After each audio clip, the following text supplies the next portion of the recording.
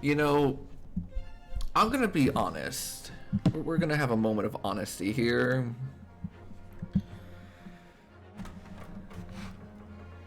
Today was the day to play Great Ace Attorney Chronicles. And I was like, yeah, I've liked that game so far. I'm looking forward to it. And as the time got closer and closer, I felt more and more sad. And I was like, oh yeah, Kazuma's dead. Oh yeah, I have to play this game and like investigate Kazuma's murder. Oh yeah, I have nothing nice and happy to like to enjoy in this game anymore. I'm so sad. I'm still like actually devastated. And I'm not doing it for like stream content or the bit. I'm like genuinely really sad. It's not quite the same thing that what happened to me, and I'm not going to go into the details because not everyone's played it. I put up Danganronpa 3 after playing it for a bit just because I was like devastated. But that one I was more mad than sad. This one I'm just sad. I'm just like genuinely sad. Like why can't I have nice supportive friend, nice supportive partner that like helps me out, believes in me, hypes me up to other people, super nice, smart. I'm just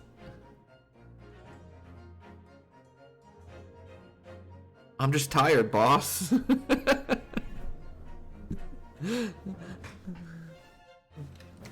How's it going, everyone? Hey, Blue Braid 104, Tass, Bamfy. My pain is rewarded with the rest of the game. Yeah, the game's great. The game's great. Make no mistake about it.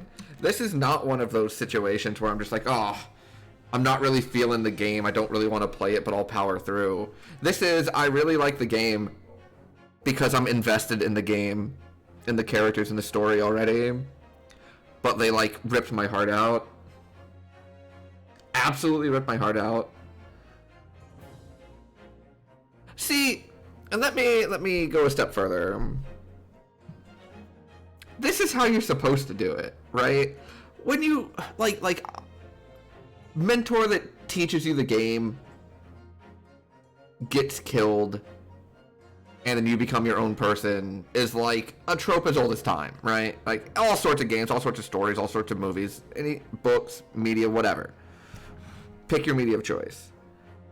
But there's so many times that things do that to me and it doesn't really matter to me because like I've known that person very briefly and they're just kind of like a one note person and I'm just like, okay, yeah, like, you know, what was it, Bravely Default 2? I'm like, yeah, okay, sure, whatever. What they did here was make the character be extremely likable and get you invested before they rip your heart out, and it's effective. It's really good. Kazuma no longer around to hype up his last boyfriend under the threat of blowing up your whole... Listen, the most special boy is about to come in here, and you're gonna be hyped to shit about it, or I'll take us all down.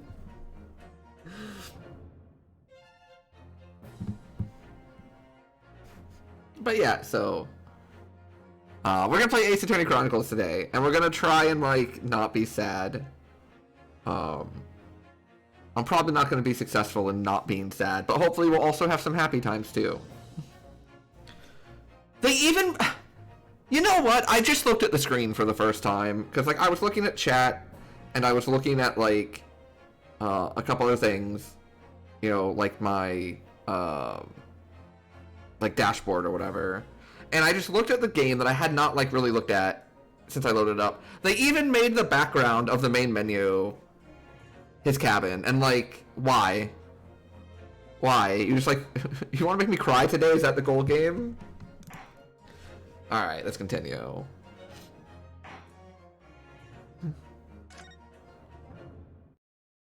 Let's continue. We're still examining.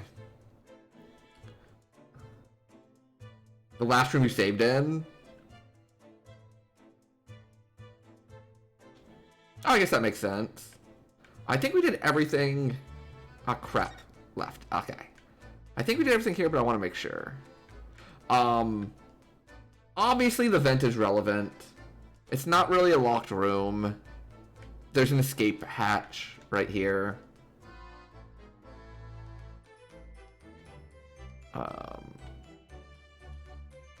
I like the song. It just changes frequently as you progress. Like, that makes sense too. Yeah, I did this to myself.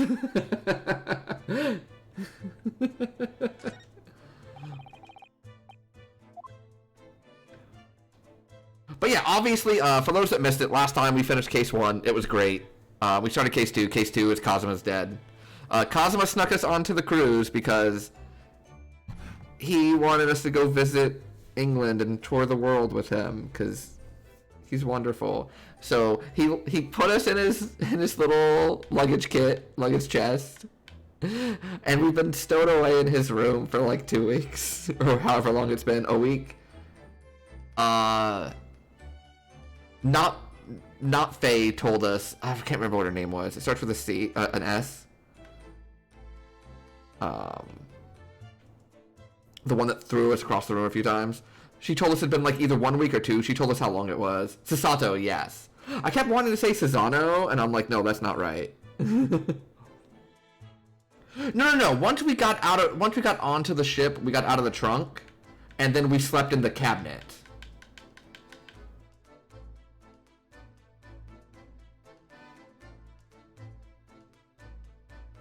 Yes, Maya. Maya, yes. And part of the case is we were in the this is where we slept. And every night before he went to bed, he would put a big thing up here that said keep out, so that like no one would open it if they came to clean the room or something and find us. And then we met Herlock Sholmes,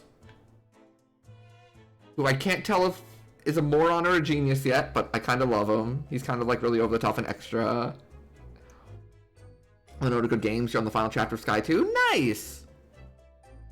Yeah, Sky 1 and Sky 2 are great. I couldn't like get through 3 at all. Yeah, and the answer might be a little bit of column A, a little bit of column B. He was like spouting complete nonsense about like who we were and like where we were from and what we were doing. And I'm like, wow, you're an idiot. Just making shit up. And then like we asked him why he thought that. And he just had this like very easily like followable logical train of progression that was like super like it was wrong, but like it made sense. He's like, well, the last thing the victim did was write down something, and I know that this is Russian, so the victim must have been Russian. You are wearing the same outfit as this person is, so you must also be Russian. On the paper, we saw that there was a Russian person that had escaped. That was like an assassin or something. And you're not on the ledger here, so you know you're a stowaway. So the most logical conclusion is you are the Russian assassin. And I'm like, you're wrong, but I understand why you're wrong.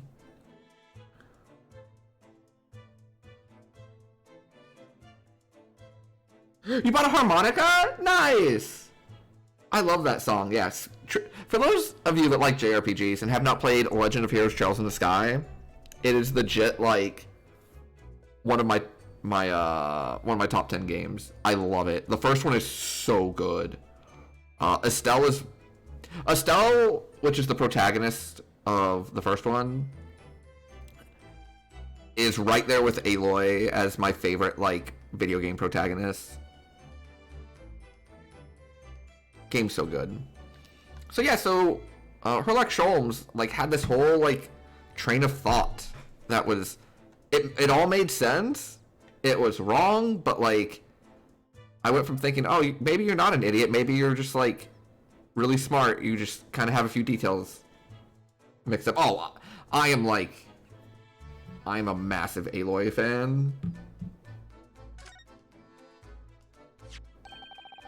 What do you think this is? It looks like a broken piece of glassware. Whatever that thing was, it appears to have broken clean in two. Well, where's the other half then? The glass is such a beautiful color. It is kind of pretty. It looks like a cute little Natsuke fastener from a kimono. Oh, okay. He wouldn't have secretly carried a cute little trinket like this around with him, would he? And the mark beside it. What is it, I wonder? It was a sort of brick-like hue. You're right. It is the color of brick, isn't it? Even though I don't see anything of the same color anywhere else in the cabin. Okay.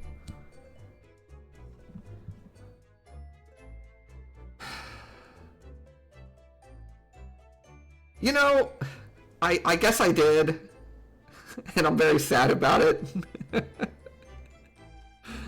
I just went on like a 5-minute long monologue about how sad this game has made me already. Oh my god, don't you do that to me, no. No, I was literally like 2 feet away. I'm the worst. See, you know what? You're right. I now hate Ryunosuke, and nothing Ryunosuke does can ever, like, make up for the fact that he sat there idly by and slept while his friend was murdered. While the coolest person in the world was murdered. My favorite character in the entire game. I'm gonna try to turn this around on chat and make it where, like, I don't know. I just feel sad. I'm just so sad. Oh, we were supposed to do something. Hold on, let me think. We were supposed to read something, and I said I will do that next time. But what was it?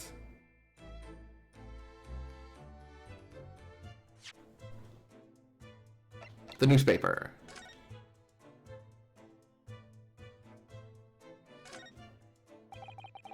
Can't find anything out of place.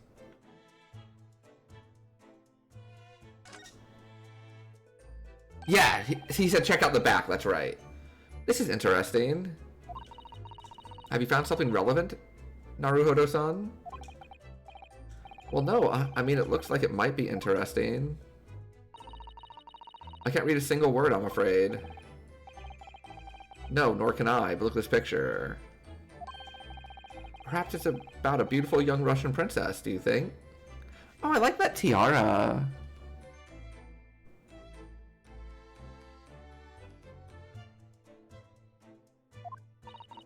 She's very pretty, isn't she? I suppose you enjoy articles like this, do you? I don't know. I can't make any sense of it. Ah, I'm glad you noticed this article. Hey! It's my boy! Ah! Allow me to give you a short summary of its contents. Oh, thank you. He pops up everywhere, this Mr. Sholmes. It's about the disappearance of a young lady last night. Renowned prima ballerina of the Novovich Ballet disappears from Shanghai. That's Shanghai again! That's the 3rd time Shanghai has come up.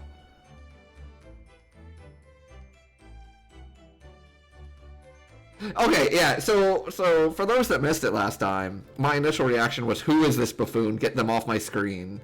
But you have to understand, I was in the process of grieving.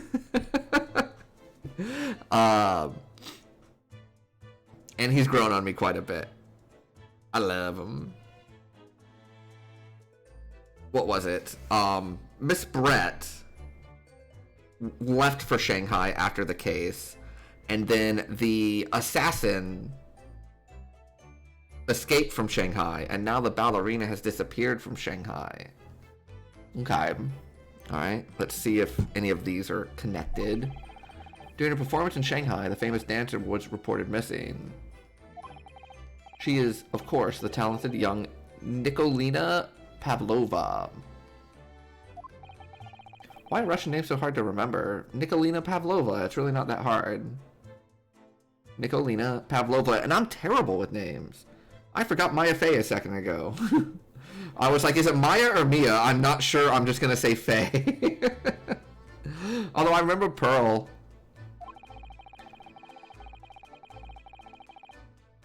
Nikolina Pavlova. Yeah, I still remember it.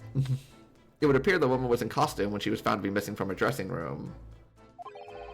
wearing the diamond tiara you see pictured, which is worth some 20,000 rubles. How much is 20,000 rubles? I have no idea, but I'm quite sure it must be an unbelievable sum of money. Alright, chat. Anyone know how much 20,000 rubles is? Susato-san's eyes are shining like diamonds themselves. The tiara is the property of the Novovich Ballet. It would seem the director is beside himself with worry. Is he beside himself with worry because, like, his expensive tiara is gone, or because his, you know, important dancer is missing? The company is most anxious to recover both Miss Pavlova and the valuable tiara. They've requested international assistance to all ports for sailing to Great Britain. 260.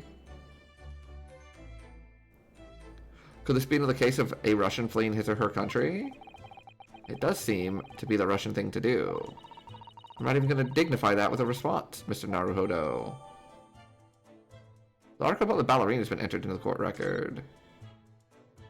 Oh yeah, I guess the amount might have been significantly higher, you know,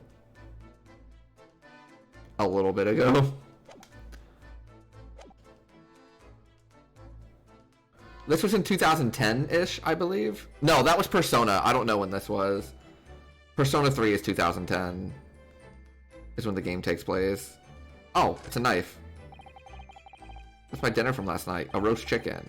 It was really tasty. It was very delicious, wasn't it? Did you eat it on the floor here? I'm not a dog, Sasato. I ate at the table, of course. Which begs the question of, when and how did the plate end up on the floor? Turn of the century, very early 1900s. Oh, yeah! It is... Yeah, so that was probably extremely expensive then.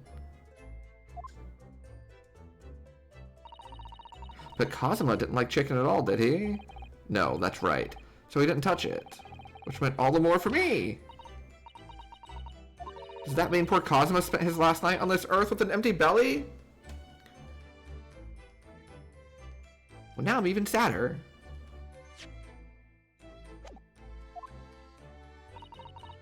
It's just too horrible. Now I suddenly have a guilty conscience and an achy stomach. You know... Okay. Alright. The books have fallen over on the shelf.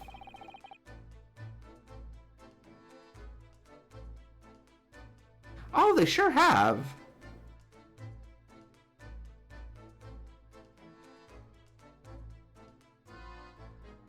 And the tablecloth is all messed up.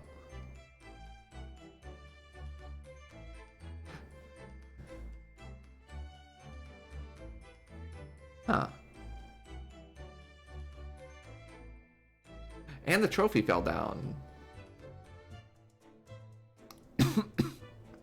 Okay. What's this? A statue of some god of the sea? Although he's fallen over as well. It's almost as if the whole shelf has been ransacked and everything mown down at once. Not necessarily. It could have just been rough seas. You're on a ship, right?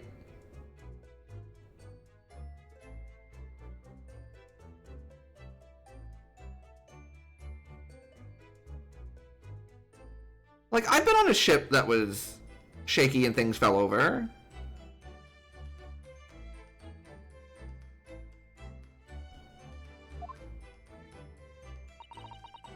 I wonder if perhaps it was Kazuma doing his morning sword training, do you think? I do not.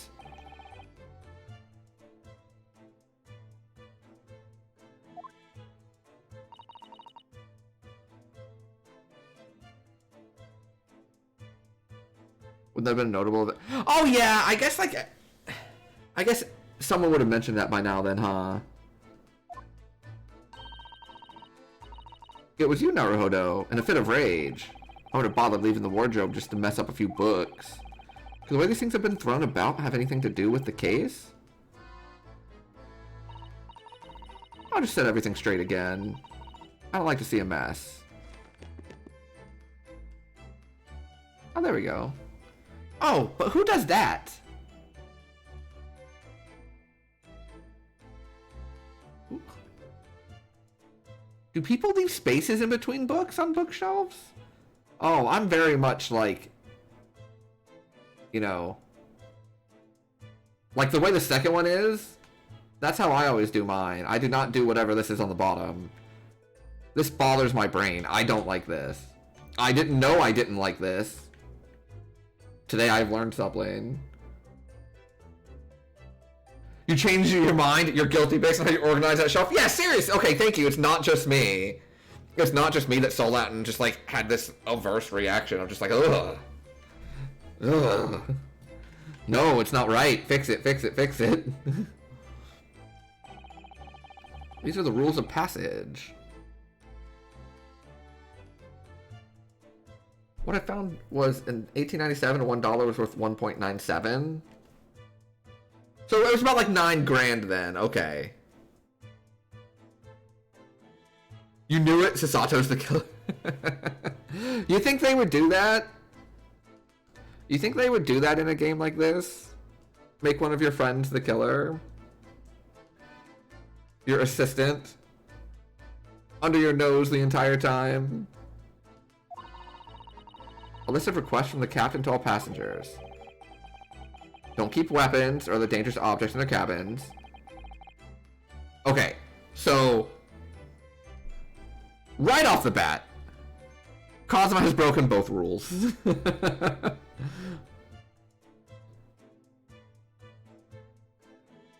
Cosmo's broken both rules. As I look to the right and see the sword laying there.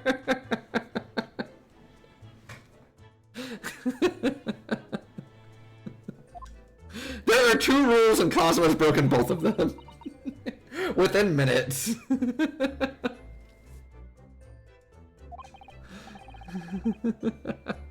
Why are you staring at me? Oh, sorry. I was just thinking, are you more of a dangerous object or a pet? I'm glad the game's like calling it out too. Depends on the scenario. Either way, I wasn't supposed to be in here. The writing for this game has been so good. When I went for help and the crewman forced the door open. You bet Maya has killed before? I think there was even like a case where someone accused Maya of killing someone, right? And Maya was like, no, no, no, no, no, no, I didn't.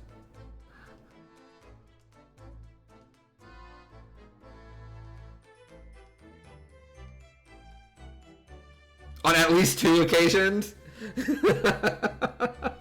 There are so many cases.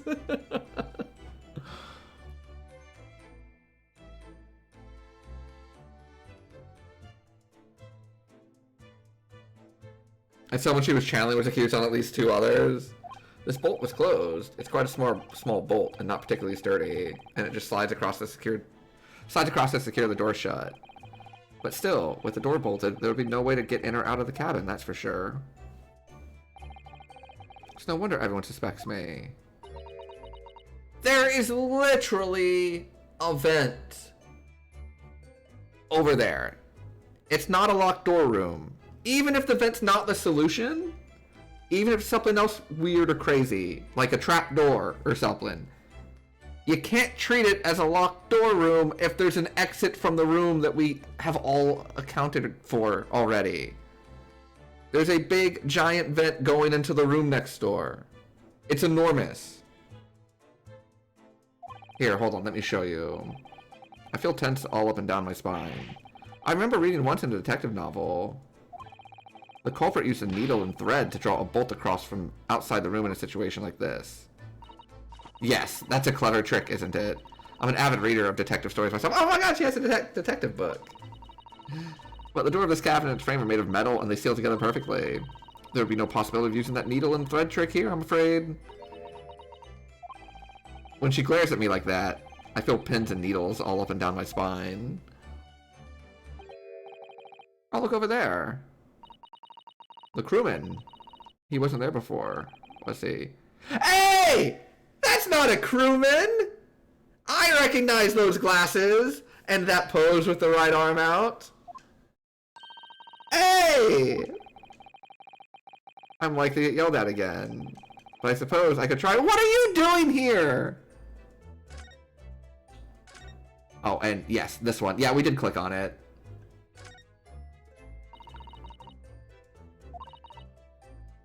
Yeah. It's an air vent. Goes next door.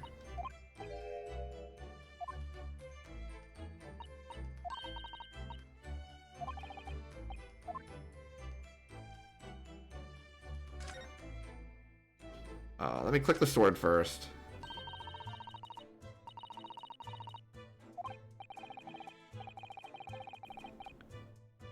The katana is his soul. I believe he had to work very hard to convince the government to allow him to bring it on this trip.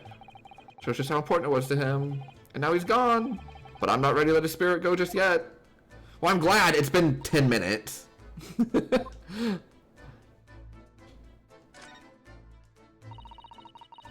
Nothing on this table at all. The plate and cutlery are all over the floor, and so is the ink bottle over there, and the books were all messed up. Okay. I don't know. I'm still on my rough seas idea.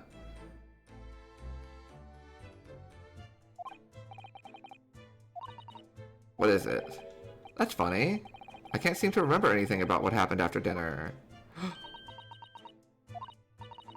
So then perhaps you are responsible for what happened to Kazuma. No, no, no. Oh, were we like drugged?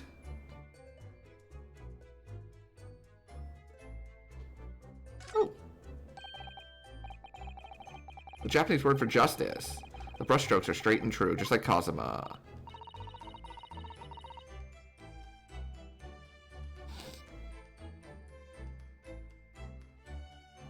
Okay. Yet can you really look at those characters without feeling shame, knowing who drew them so thoughtfully? Of course I can. I mean, I'm innocent, so why shouldn't I be able to? Even though you stowed away on the ship? Now you're gonna bring that up, are you? I can't win.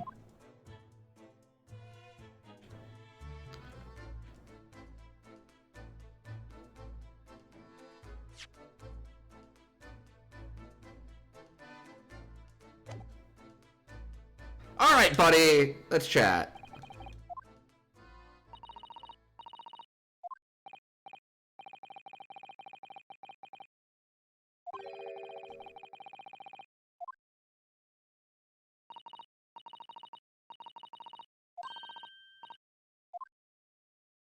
Inspector?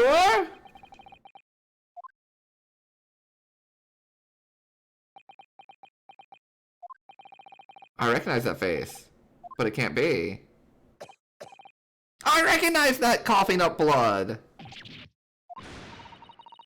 I didn't know you were here, Inspector Hosonaga? Still haven't checked that out, huh? Hello again. Oh, let's go autoplay. What am I doing? What are you doing here? I think that should be my line.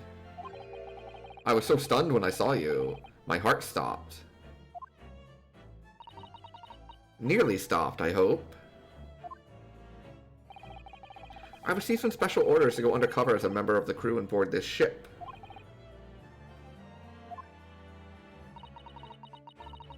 You certainly seem to enjoy undercover work, Inspector. Is there anything I can do to help you? Please ask. I never expected to see this man on board. Well, perhaps his presence can help me out of this hopeless situation.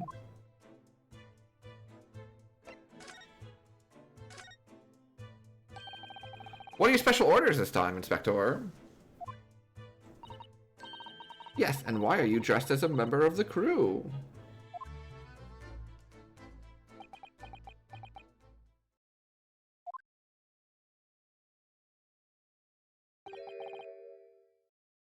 I'm so sorry. This is all my fault. I take full responsibility. For what? My orders were to act as... Oh, act as the bodyguard. It was Minister of Justice, Jigoku, who pushed for this overseas study tour to go ahead. And he entrusted me with ensuring that Asogi-san reached Great Britain without being assassinated. Assassinated? How could that even have been a possibility? I'm not sure. Well, these are complicated times. There are tensions between the world's greatest powers.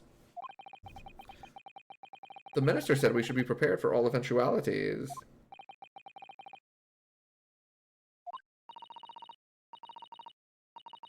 Cosmo was assassinated?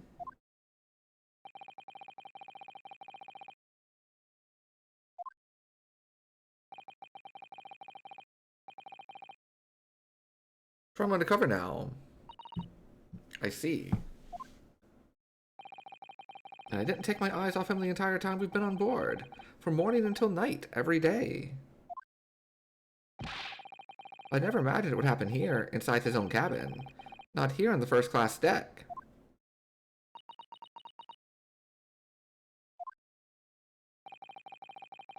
I failed miserably at my assignment.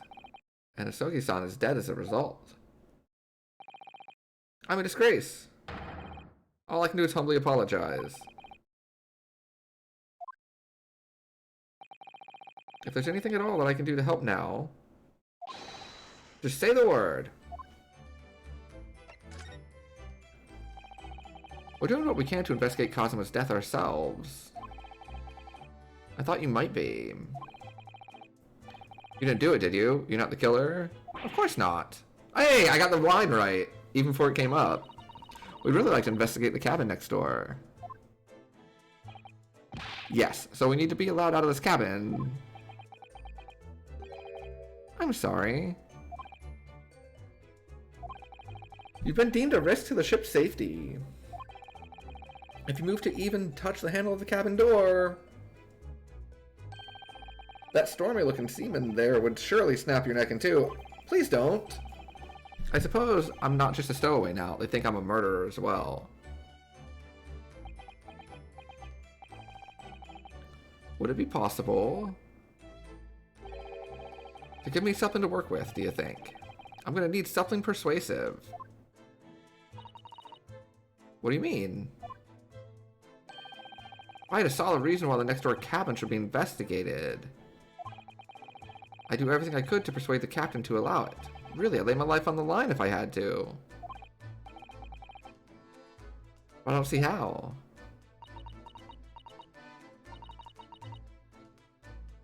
There may be a way. What, really? Think of how you tried to persuade me of your innocence. You successfully mirror-earned a belly drum? Oh! Incredible plays!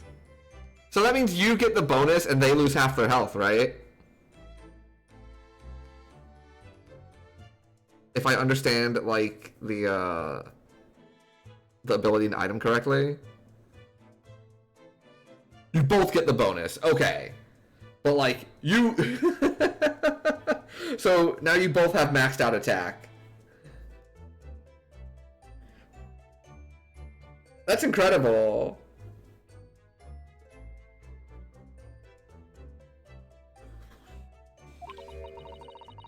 Present me with a piece of evidence. Last I saw, the U.S. was winning 3-1 against Cuba. Is that still the case? They still winning?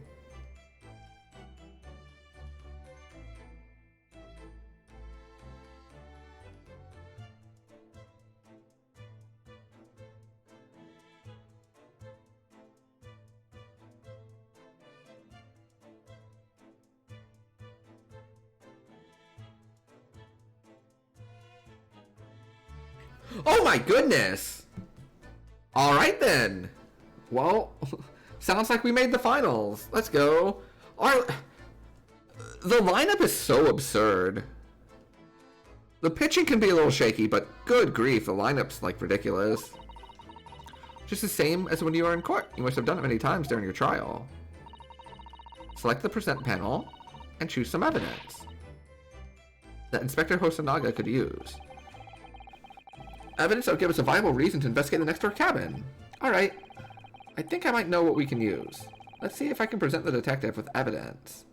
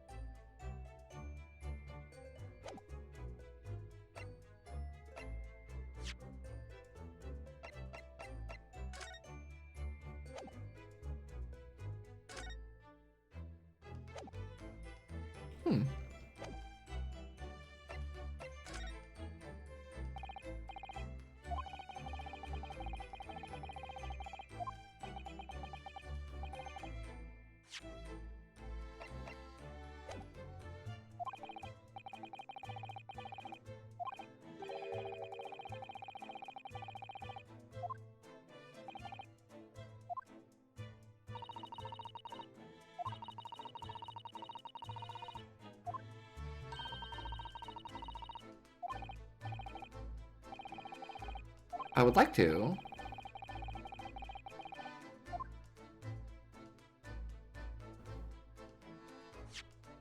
What am I doing? What am I doing wrong? I'd like to present the diary. How do I present? I thought I just pressed Y.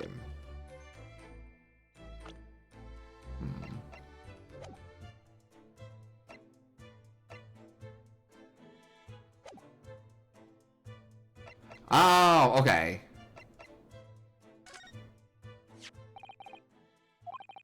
It's Cosmo's diary. Just before he died, Cosmo wrote something rather strange in his diary. Strange? In what way? He wrote, what looks like some kind of speckled band is dangling from the ventilator grill. A speckled band? Still trying to work out what he meant by that. But what I'd like to know is... Don't tell me. The ventilator, is it? Oh, this is not good for my ventilator theory. Anytime one of these games happens, like you have a new case, and your theory of what, like, happened is, like, brought up almost immediately, it means it's not that simple.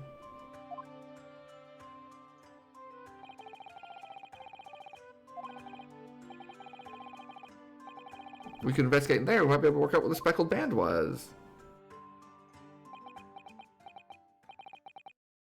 Alright then.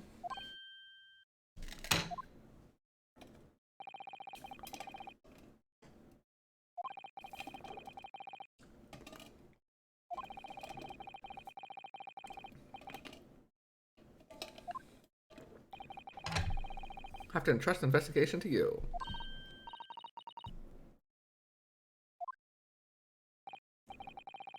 Yes, as long as you don't leave the first class cabin area, I'm afraid I can't remove those handcuffs, though.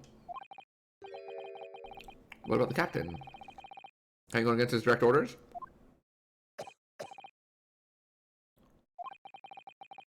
I'm a man of my word.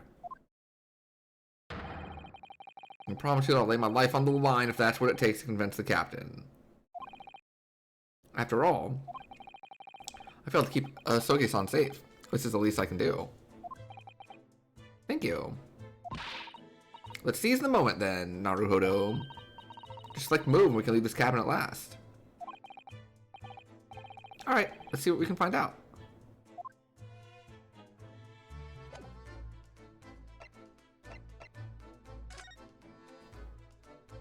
Ah, first class passageway.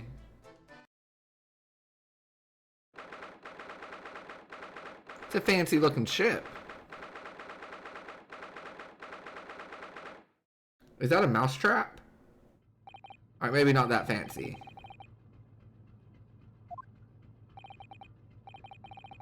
This isn't quite what I was expecting. It's spacious out here than I thought it would be. This is the most luxurious accommodation.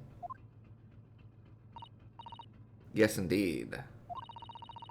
Cosmo was being sent on the study tour by the government. That's why he was being put up in a first-class cabin. Even still, this is about twice as large as my accommodation and steerage. That must be awful. Yeah. Another crewman keeping watch. And he looks enormous, even if he's sitting down. The door next to him leads to second-class accommodation. I suppose he's making sure that no one comes in here who shouldn't. I suppose. Like people in handcuffs? Now, Rakoto, you look like a little boy visiting a toy shop for the first time. I would have thought you'd been used to this ship by now. We've been at sea for 2 weeks already. Well, yes, I know. But the thing is... I was inside Cosmo's trunk when I first came aboard. And ever since then, I've been shut up inside that little wardrobe. It must have been a very trying time for you. Please, don't give me that pitying look. Okay, let's examine. I mean, we're gonna start with the mousetrap. It's a zany action, a crazy contraption. The fun is mousetrap. They seem to be using a lump of chalk or something as bait. What is called cheese. It's made from the milk of cows. Cheese? I wonder what that tastes like. You can't eat it, Naruhodo. The trap will snap shut on your fingers. Really? But I suppose you're right. Oh, please tell me. Please tell me we try to get the cheese and get caught with a mousetrap. You weren't actually going to try it, were you? All I've had to eat for the past couple of weeks is Cosmos leftovers. You know how hungry I've been in that wardrobe. Poor you. I'll find a little snack for you later. Thank you. I could go for some food.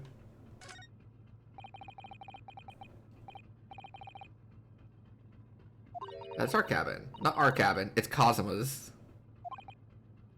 Sorry? Your accommodation is confined to the wardrobe inside the cabin. You know how to make a stowaway feel small, don't you? As small as the wardrobe I've been calling home. Yeah, look at how big that mousetrap is. Like, if you got caught by that thing... Ugh. How many cabins are there?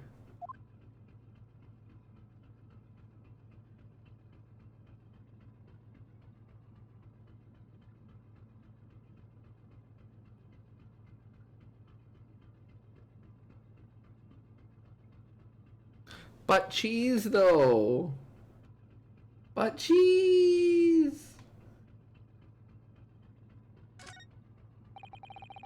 What do you think this is? It's a very pleasing shape, isn't it?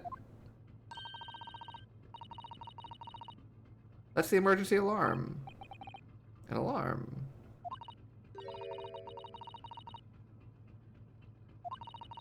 Oh! You came home once to the aftermath of one that was not immediately lethal. It was not great. Oh, that sounds awful.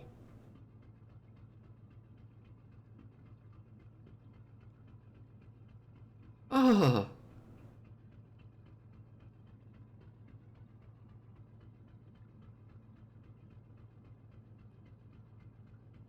Jeez. Ugh.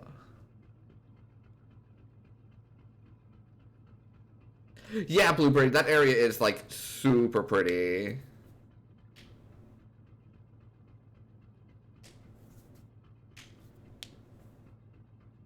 I haven't encountered any like mice or rats. Like in the wild, I mean. Like obviously, you know, pet mice and stuff I've seen.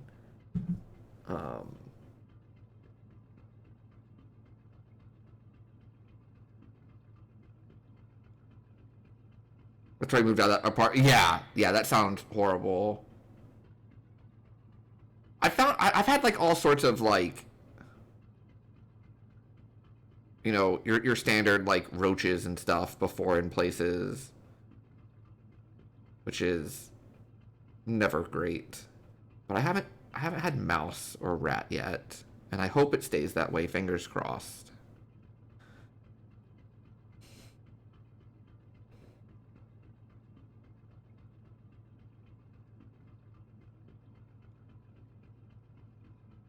Oh yeah, I hate them. Oh my god, I'm not very good with like bugs and stuff. I am Babby. I'm not like stand on the chair and like screech Babby, but like I'm like shudder. It looks as though it sets alarm bells ringing all over the ship. What are you doing, Naruhodo? You mustn't touch it. It's an emergency situation. Look at these handcuffs. You know full well that's not what the alarm is for. If you were to bring this vessel to a standstill for no good reason, you'd be in an even worse situation. Yeah. Yeah, I don't do well with... I don't do well with, like... roaches, spiders, and snakes.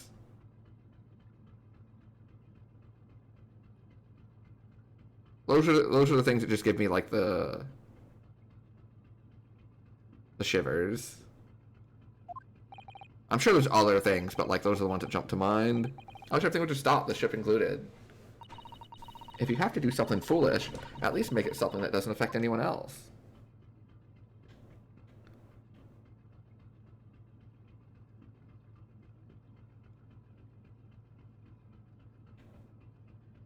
There's some like, I'm trying to remember what it's called. There's some like TV show where like, I think it's called Impractical Jokers.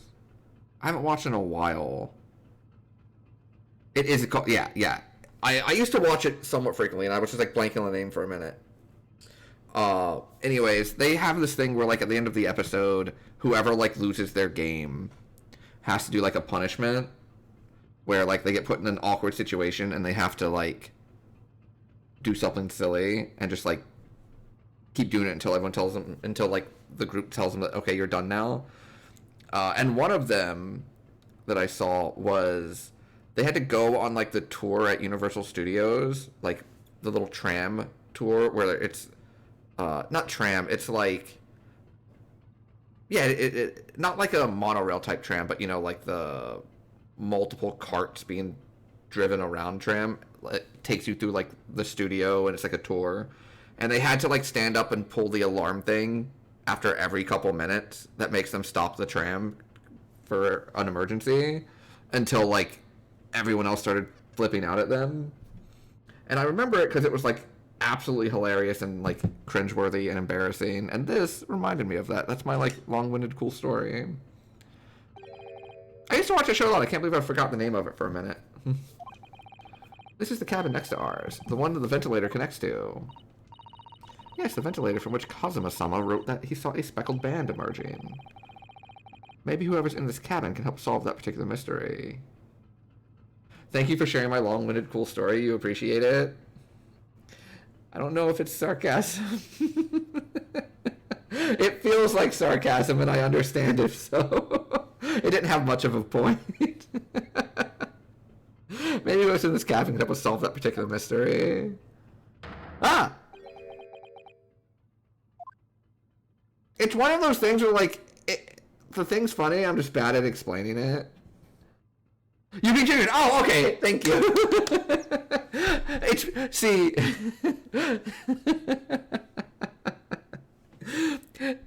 Because that was one of those things where, like, halfway through telling the story, I realized this isn't translating well. I need to stop talking. So I started projecting it onto chat, being like, yeah, that was cool, thanks. Because that's what I was saying to myself. I'll try to find it and send it to you later. It's really funny. Like, people get really, really mad. In fact, hold on.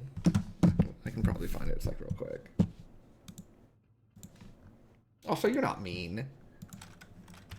You're like the most helpful person I know. Let's see. Yes, that's what it is.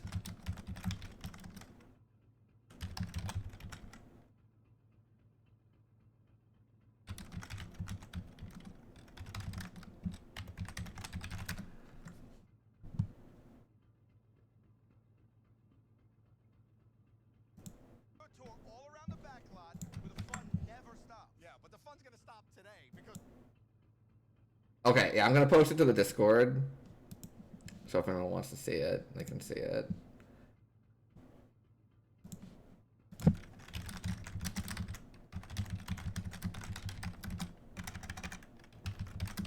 Oh, I was right. It is a tram.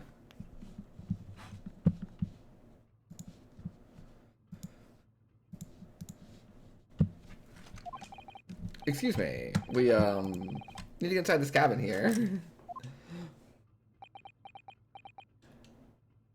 Is that a no? Oh.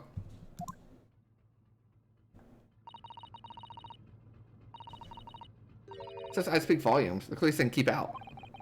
That's what I wrote on the sign we put over the wardrobe doors. Although this man's version is definitely more effective. Yeah, can we take a brief second and acknowledge the fact that Herlock Sholmes just blatantly disregarded the sign in the room that said keep out and opened the door? That's rude. Doesn't look like he's going to let us pass. That's a problem. Alright. By the way, the trap here definitely ruins my theory of everything was scattered because of rough seas. Because the trap would be, you know... If it was rough enough to knock everything off tables and stuff, the trap would not be nice and neat like that.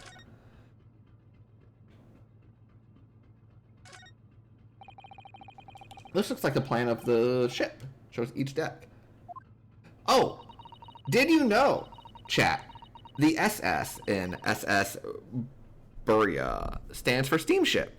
And they also now have like, I think it's MS?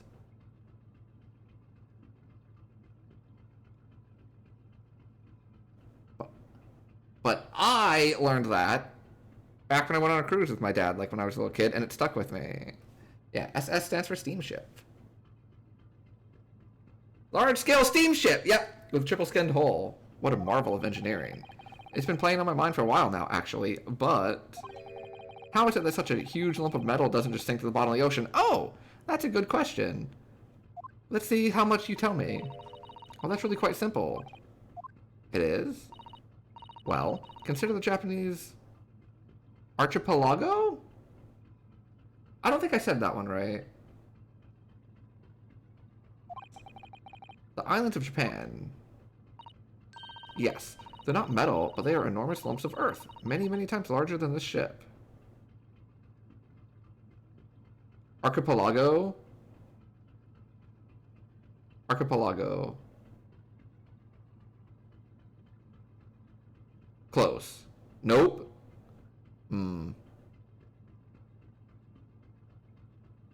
Archipelago.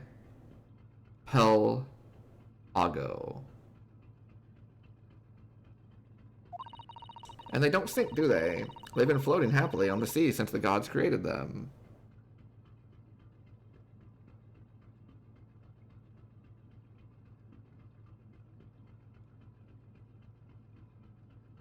Archipelago? Close to ah than ah.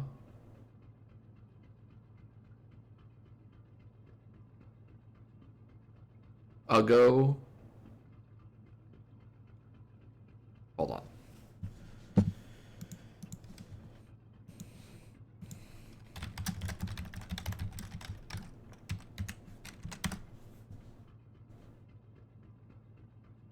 Archipelago.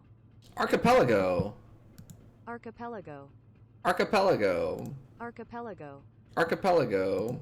Okay. Cool. Learning stream. Well, I suppose so.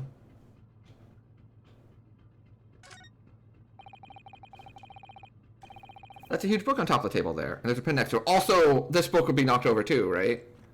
Yeah. Alright, my theory's wrong. It looks like the ship's log.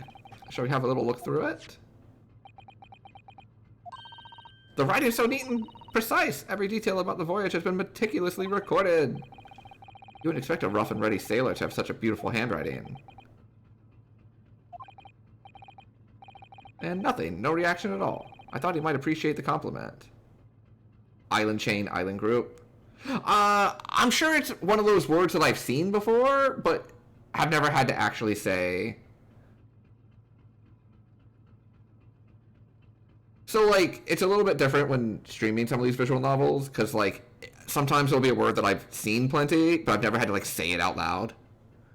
That one I'm sure I've seen in some sort of, like, JRPG, like, area, would be called, like, I'm sure it was somewhere, because it, you know, it's about islands, right? It's like island chain. I'm sure it's been like a zone or a place on a map or whatever.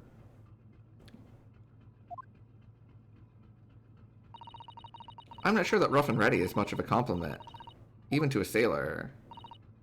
Anyway, last night's log is mostly blank. That means there was nothing to report.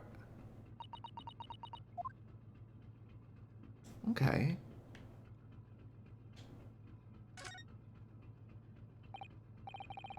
Excuse me, could I ask you something? You little stowaway murderer. That wasn't a good start, was it? To be fair, I'm only one of those things. Alright, let me try instead. Good day, Mr. Sailor. I'm so sorry to trouble you, but could I perhaps ask something of you? You little third-class lady's maid. Oh my god, you suck! Oh. Alright, you know what? You be nice to Sasato. I like Sasato. You seem to have caught the sailor on a bad day. Perhaps you caught him on a day where one of the people in his area got murdered, and now there's, like, panic and investigation. Everyone's nervous. I'm not sailor. My mother gave me name. I am senior crewman Biff Stroganoff. Damn it.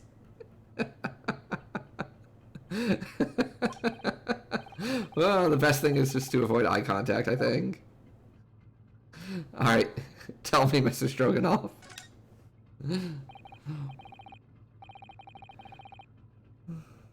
Mr. Stroganoff, about this first-class cabin area. Here we are in the finest part of Burious steamship.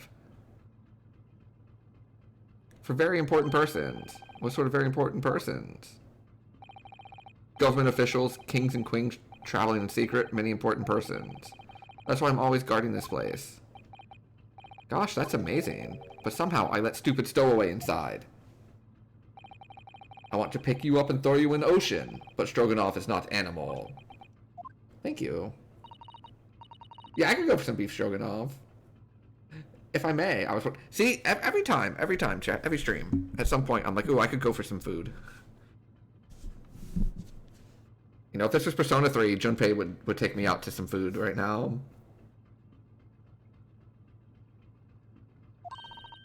Is the cabin next to Mr. Osogi currently occupied?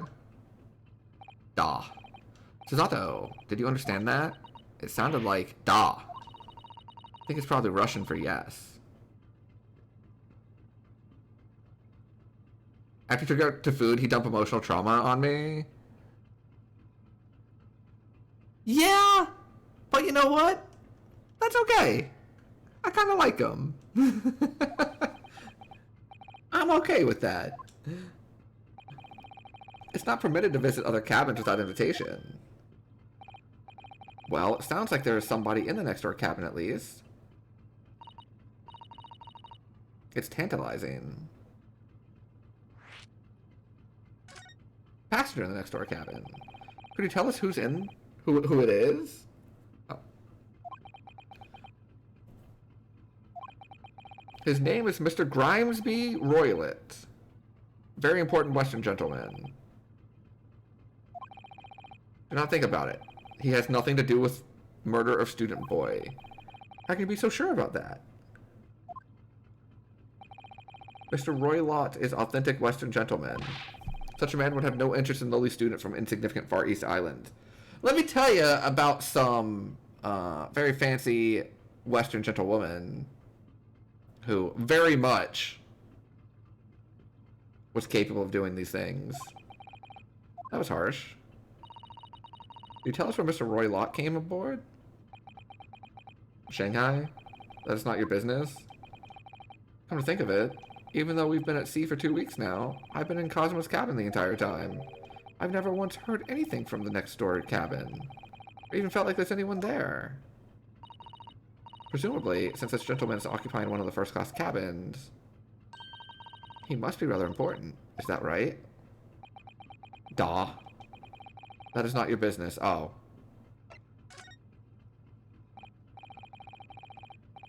Are you on watch here all the time?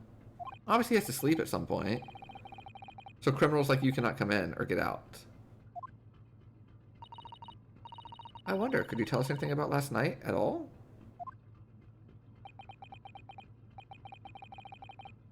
Sad about student boy. Were you on watch last night? Yes. Did you notice anything at the time? Anything unusual?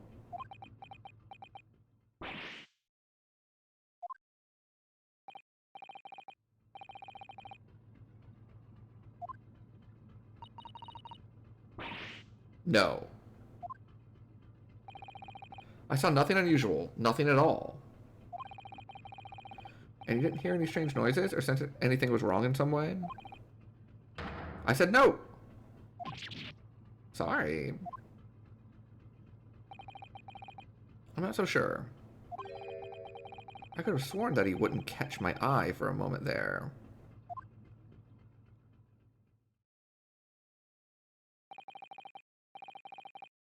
I cannot say more now. Happy to report to Captain. You must return to cabin.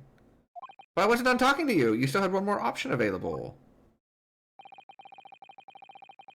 Bulkhead is second-class area staying locked at all times. You escape when the lobster whistles on top of the mountain. Or as English say, when pigs fly. I understand.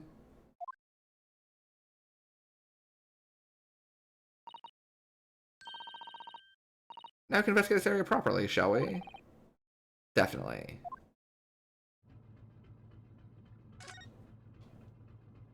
I thought I'd already investigated it pretty properly.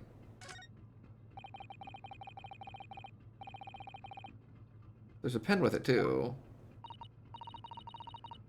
That's the ship's log. Hey, we have a pen! We can go talk to the guy at the shrine now on Sundays.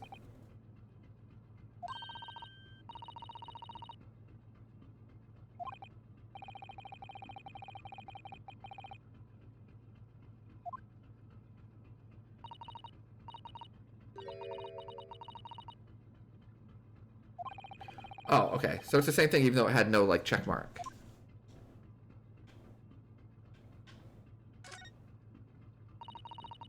That's really the second-class area of the ship.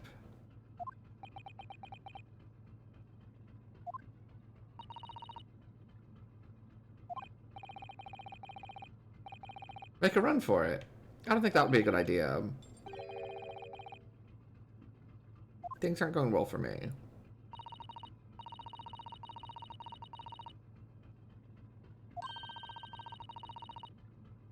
Oh. Okay, then.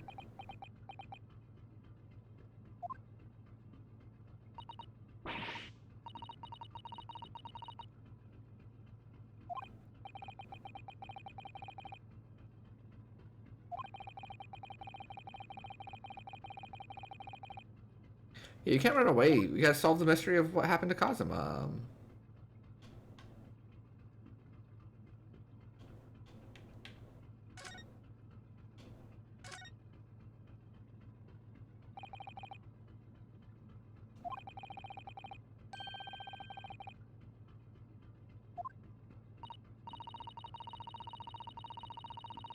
A speckled band.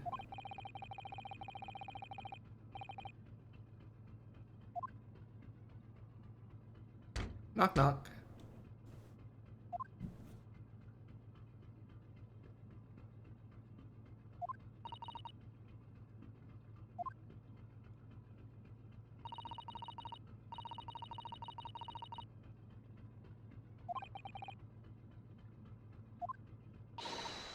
Ah! What was that? Came from inside the cabin. Such a high-pitched scream. It must have been a woman. Stand aside. Oh! I'm about to break the door down! Mr. Sholmes! I shan't be stopped. When the fit is on me, I revel in kicking doors off their hinges. Please wait. The door doesn't appear to be bolted. It doesn't? Then how the deuce can I dispatch this muscular urge? What prey can I kick? I think we should go in. There's no time to think about stress relief. What prey can I kick?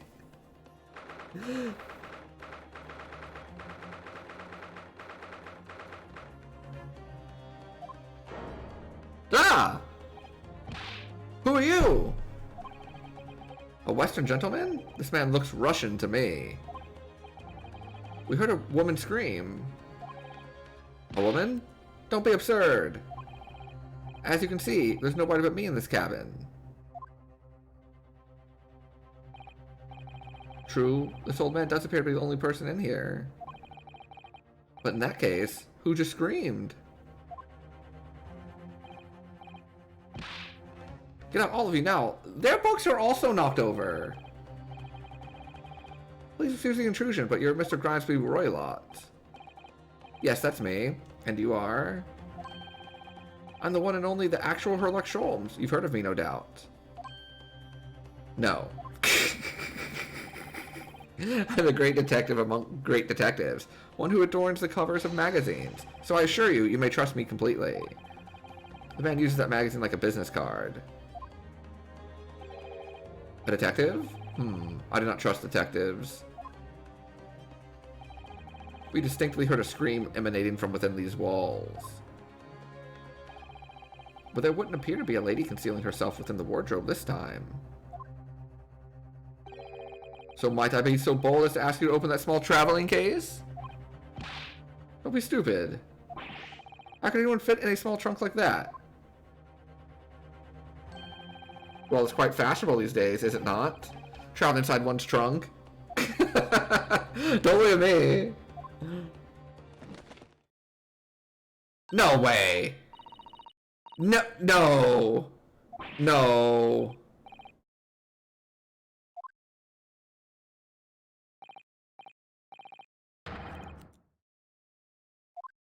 No.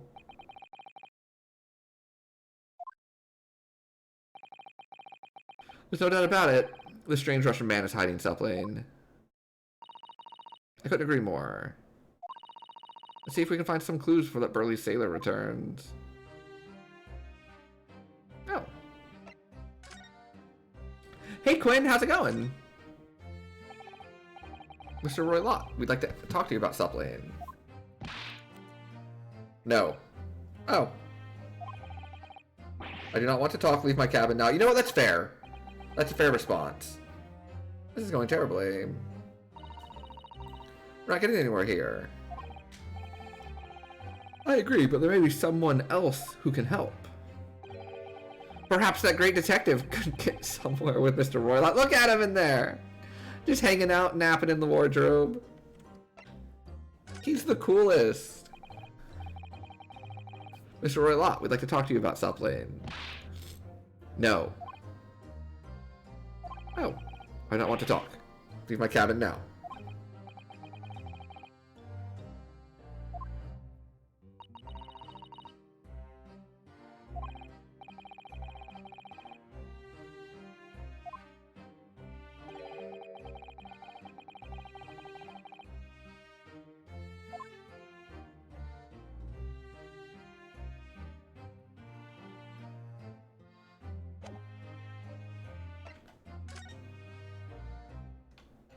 What you got, Mr. Sholmes?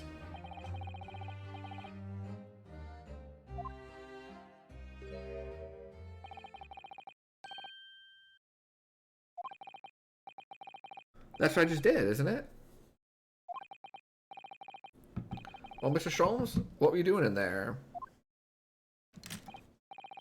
Why, I was resting, of course. Resting? Indeed. I was contemplating our sea voyage from the confines of the wardrobe whilst waiting. Waiting for the inevitable time. that you would need to call my great powers of detection into service. Oh. And it would seem that the hour is upon us now. The time has come. Am I mistaken? No, actually, you're spot on. For once. Observe closely. A Russian host in this cabin, Mr. Roy Lott, is clearly trying to hide something. Not doing too bad? Nice! Yeah, I'm doing pretty good too. I'm doing pretty good. I had a nice little weekend. Very productive weekend. I got so much cleaning done. So much cleaning done. I've been putting off a lot of like stuff for a while. So this whole week I've basically been like getting back, you know, into the swing of things. Getting back in like my usual routine and stuff. Just had a lot of catching up to do. So that was good. Ate lots of good food. My parents were really nice and took me out to dinner a couple times. They took me to Outback Steakhouse and P.F. Chang's and a pizza place, and it was wonderful. I love P.F. Chang's. It's almost time? Uh-oh. You took a day off on Friday to be productive yourself, renew your passport? Hey, congratulations. I'm sorry it turned out to be a nightmare. I haven't renewed my passport in ages. I probably should do that. But, the last time I had to do something with my license was a nightmare also. Like, I had to jump through so many hoops and, like, come back multiple times. So I definitely, like, feel that, that vibe. I'm glad you were productive. It's a nice feeling to be productive, although I'm always, like, super tired at night after doing so. Like, I almost didn't stream today. Boyfriend, you were there for 4.5 hours? Got to the long line after 3 hours. Like, oh, it's over. Then the counter handed us a ticket and said, go upstairs to the second floor for a second line? Oh my gosh. Oh, and you're just like, oh my god, why? Why? That's so much waiting.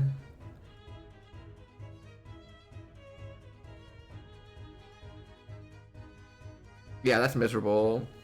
I'm glad it was done though. I'm glad like you were able to finish it.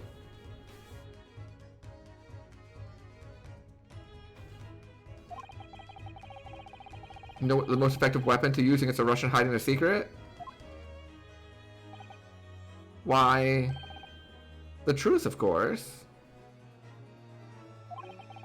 Though it should be pointed out that such methods are not exclusive for the Russians. I was gonna say, like, wait, what? And then he's like, no. The Russian part didn't matter. You want to renew this one for another 10 years? So my passport, I believe is expired now. The last time I used it was in, like, 2014-ish. When we went to the Caribbean and Mexico, I think. Did a cruise. And I just haven't renewed it since then. I mean, I haven't done like a lot of traveling and none outside of the country. But I really should get that like situated so, you know, I can do those things. Well, that's really nice. It sucks that you have to take off a day of work for that, like, because it takes so long. Because I don't know if y'all's places are the same as ours, but like the DMV here, for like when I did my license stuff, the DMVs here are just like, they're so slow. Like, if I have something to do at the DMV, I know that it's like an all-day event. Or at least a half of a day event. Right. Can you imagine how the Russian will react when the secret he guards so closely is exposed? Would you like to witness it? I would.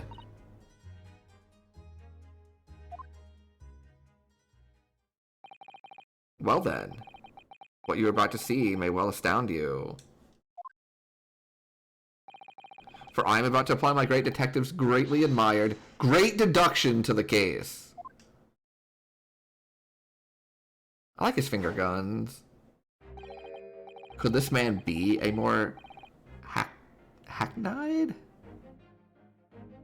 portrayal of a dubious Russian, I ask you? Hackneyed portrayal of a dubious Russian, I ask you. What? From time to time, it occurs to me. Is the fellow dubious on account of his Russianness, or Russian on the account of his dubiousness? I really don't think either of those things should be occurring to you, or anyone. That's right. Mr. Sholmes? I know this man's beard and dark glasses are hard to ignore, especially on first meeting, but I once read, it is a capital mistake to theorize before you have all the evidence. It biases the judgment. Ugh, I must have complete silence.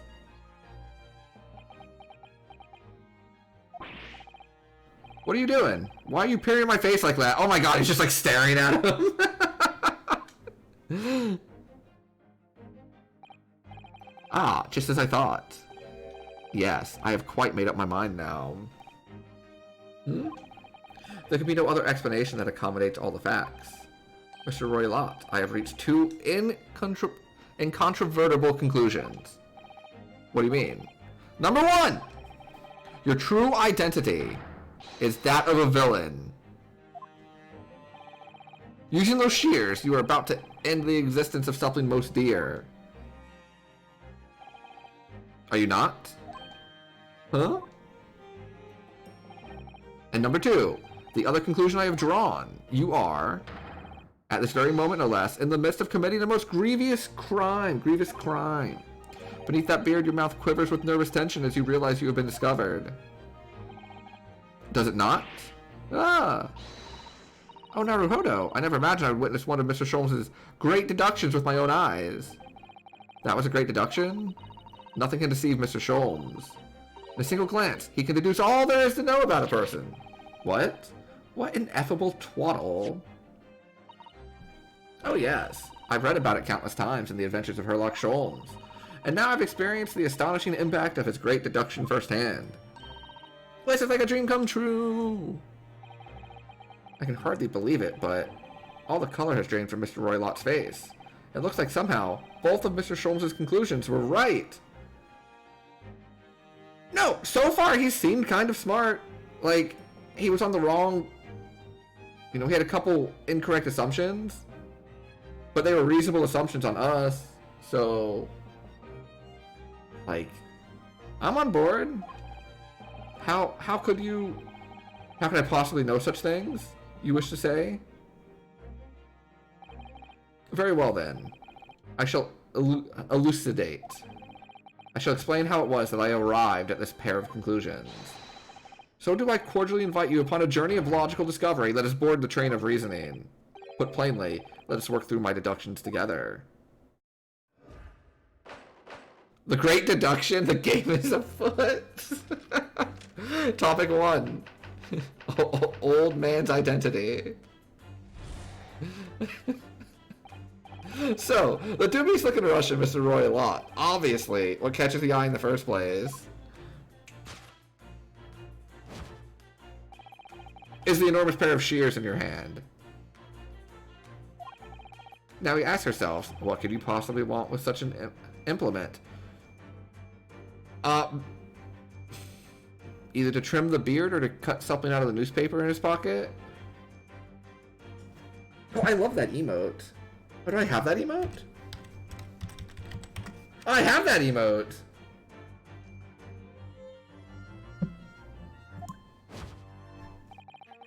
The answer, of course, is staring us in the face. You are on the verge of using the shears to cut away the copious beard you sport. Now, moving on.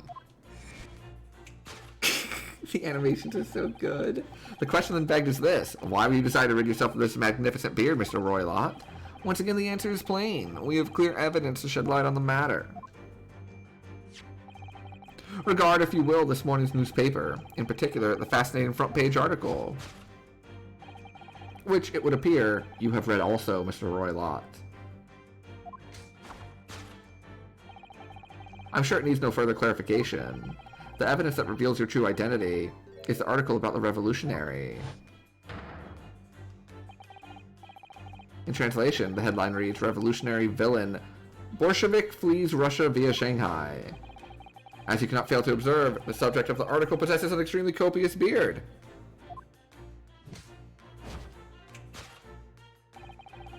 Having noted the article yourself, you decided to remove your incriminating facial hair before it gave you away. In short, your true identity is beyond doubt. You are the fearsome Russian revolutionary himself, Villain Bolshevik. Not that I've heard of you myself, you understand.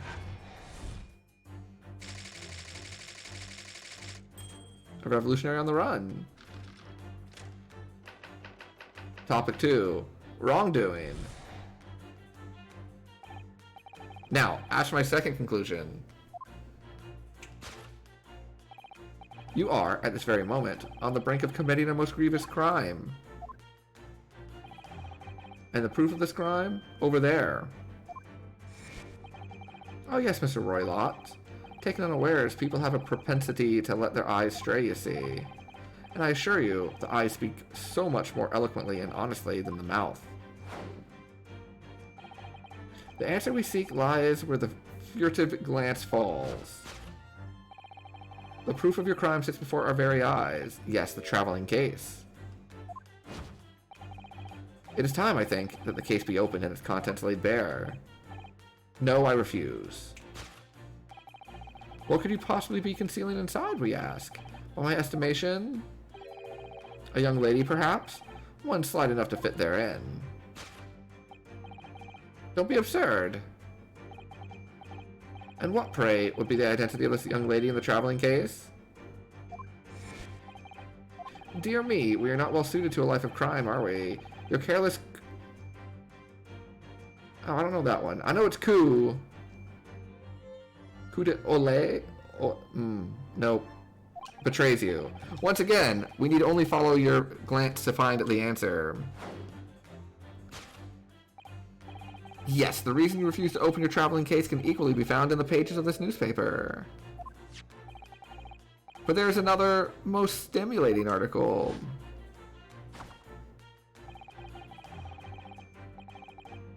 French pronunciation is a term taken from French that more or less corresponds to the words glimpse or glance in English. Stroke of the eye. Gotcha. Okay, cool. Thank you. And we turn from the fleeing revolutionary to the back page. Renowned prima ballerina of the Novovich Ballet disappears from Shanghai. Such a headline can lead us to but one conclusion. Your crime is that of abduction. And according to the article, the young lady's name is Nikolina Pavlova.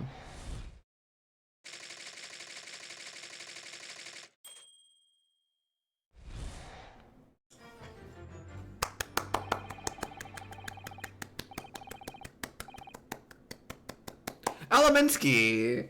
Wow, that was impressive. Good enough for me. Lock 'em away, boys. Oh, thank you. I appreciate it. That wasn't one of the great deductions I've been hearing so much about, was it? Well, the stories are full of Mr. Sholmes' brilliant deductions, you know. But that did seem a little different somehow. Excuse me, Mr. Sholmes, could you come over here a moment?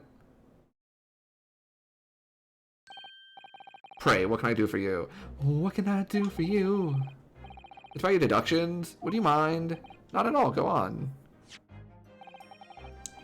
Well, to start, there's a newspaper article. I think we had the same discussion before, but these two men look nothing like each other. Ah, yes, I recall our discussion earlier.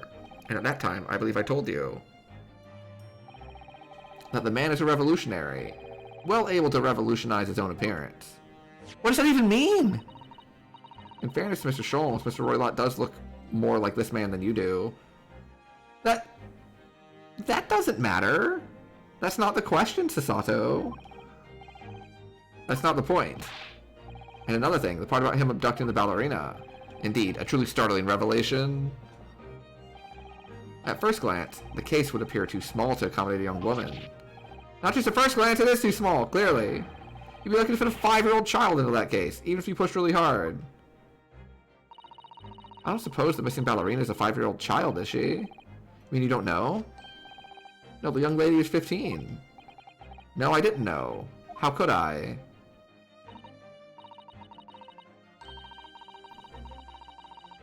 Well, if she's 15, then 10 years worth of her would be poking out from the case. Some years ago, I read something pertinent, I believe.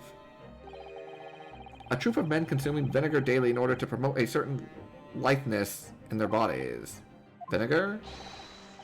For such a sour bunch, it would surely be simplicity itself to contort oneself into the confines of that small case. You might be thinking of contortionists in the circus, Mr. Sholmes. This whole thing is turning into a circus. Well, of course his deductions don't seem good if you poke holes in them constantly. Why don't you just trust in the detective? Gosh. Anything can look bad if you scrutinize it enough. I believe in Mr. Sholmes. Lock him away. Something's occurred to me about Mr. Sholmes' deductions just now. His powers of observation are, well, magical. His eyes cut to the heart of the matter almost instantly. It's just where he directs his attention and his logic that seem a little off. Your idea of a little may be a little off itself. It's just one or two key words in his deductions that seem to let him down. Yeah, this is kind of what I was talking about earlier. It was like really, really cool how it wasn't just like, because I've definitely played games where like, you know, you've got like the bumbling fool, right? And like everything they say is just complete nonsense, and you're just like, what is wrong with you? And they're like, no, that's not what happened. This is what happened. But here so far, it seems like they have him be like very close to competent at it, like very close to being really good, like very good at picking up on things, and very good at going from point A to point B. It's just that like they're not put together correctly, so he, you know, veers off a cliff in his logical reasoning because of one or two tiny little poor assumptions. Like with the murder scene, the poor assumption was that Cosimo was Russian because it looked like the last thing he wrote was in Russian, right? And we haven't figured out what's going on there yet or anything. But he was face down with his finger in the ink and a word in Russian written out in front of him. So he noticed that and then was like, okay, this person's Russian. And then like, because he's Russian, he's wearing a Russian outfit. Because that's a Russian outfit, and we're wearing that outfit, we are also Russian. And then because we're Russian and we're a stowaway, we're likely to be this person. So it's like really cool how instead of him being like a total buffoon, he's like really close. We have to like kind of, I assume we're gonna have to veer him back on track, but like it's really coolly done. I like it. It's very different from what I'm used to. You got a new chain attack record? My only real knowledge of combat in Xenoblade is that like the chain attacks create big numbers, large numbers, enormous numbers. Just one or two keywords. So what was the new number, Bempy? I was wondering if I might perhaps tactfully switch them for alternatives. Switch some keywords in his deductions. Very tactfully. If we could do that, we'd unlock the true genius of Mr. Sholmes' great deduction. Oh my god. Oh my god, are we gonna be like Watson? Who, as far as I know, I'm not like super well versed in the Sherlock lore, but my understanding of it is like Watson's the actual like smart one. That like, you know, keeps him on course. That whole trope of like the assistant actually being like the more competent one. Earlier today you set your record at 3.17 million and now you beat that with 5.09 million? Oh my gosh. I should read the Sherlock novels, they're pretty good. And you think genre I'd enjoy? Yeah, I probably should sometime. Like I like murder mystery novels. Like I love Murder on the Orient Express. The only one I didn't like from that genre is oh, and of course I loved like both Knives Out movies. I tried to read a different Hercule book. It was the one set in Egypt on a boat, and I didn't finish it.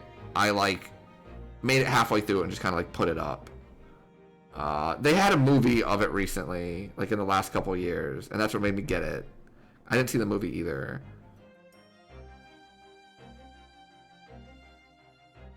In release order, they do have continuity. Okay.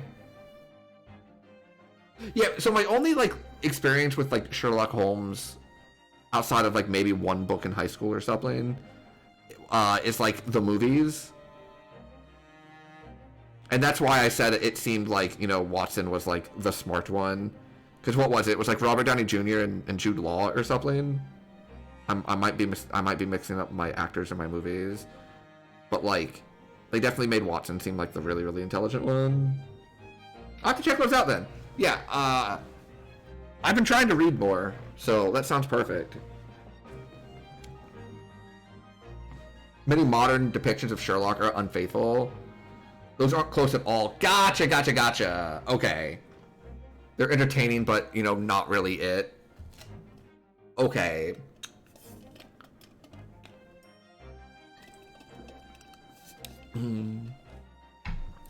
Yeah, that's pretty interesting. But yeah, I like those types of like murder mystery things are like wonderful for me. I love them. Yeah, it's gonna. I think some of them have been, and like others are getting close, which is pretty great. Oh, they might even all be it now. 5 million chain attack. Oh my god! Like the idea of me just hitting 5 million damage in a game just makes me happy. I guess like the bigger problem, I should say problem, but like the next thing that makes me think of, Bamfy, is if you're doing attacks for 5 million, how much freaking health do these bosses have? Oh my gosh. Oh, as of this year. Okay. Neat. Yeah, I'll have to check that out. I went to a used bookstore earlier this week and like bought a couple books.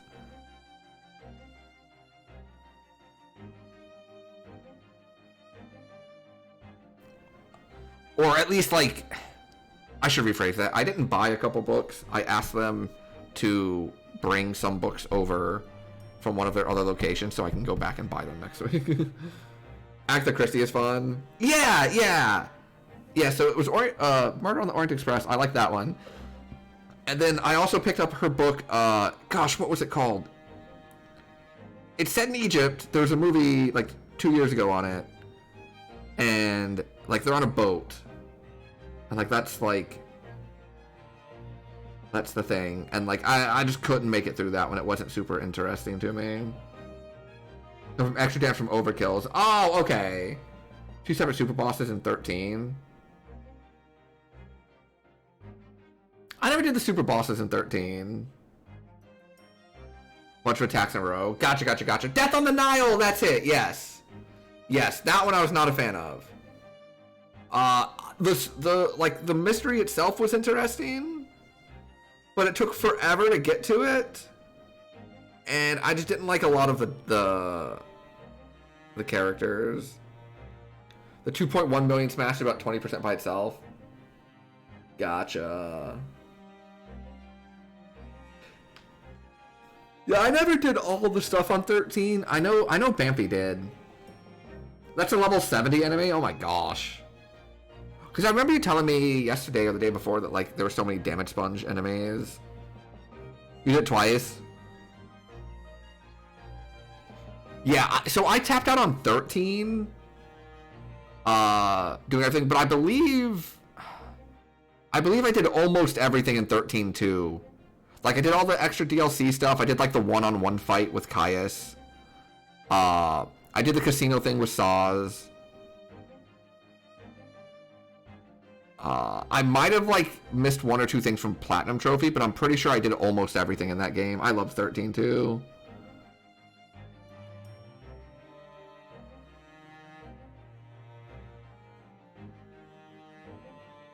That would do significantly more damage. Gotcha.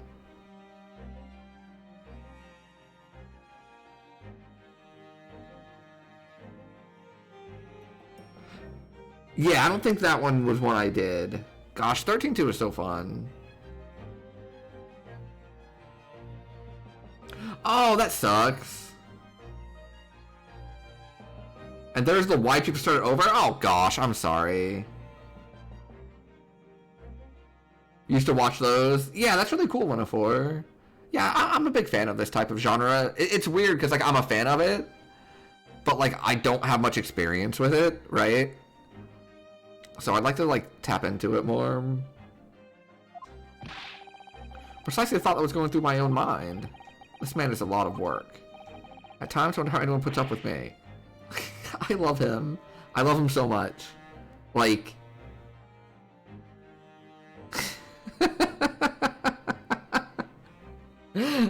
You're the best. It's not funny. It is kind of funny. And you, my good fellow. Take a moment to look at your wrists. My wrists? Oh! When did that happen? Where are your handcuffs? How did... I felt they may hinder your ability to follow me in our dance of deduction. I don't believe it. Mr. Sholmes, you're a marvel. And don't worry, I shall restore the shackles to your wrist when we are finished. No! You love cozy murders? Oh, I remember watching a lot of Murder, She Wrote episodes. It used to come on, like, late night TV. No, it might have been daytime TV on, like, days when I was, like, sick from school. And I would watch, like, The Price is Right. And then, like, Murder, She Wrote.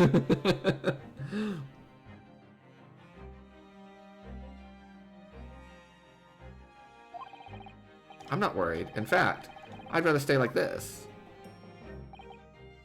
So, let us begin. Sherlock Sholmes is proud to present his logic and reasoning spectacular. Course correction. Hold it, Mr. Sholmes.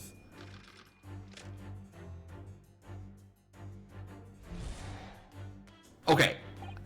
I'm going to tell you. I'm going to say this.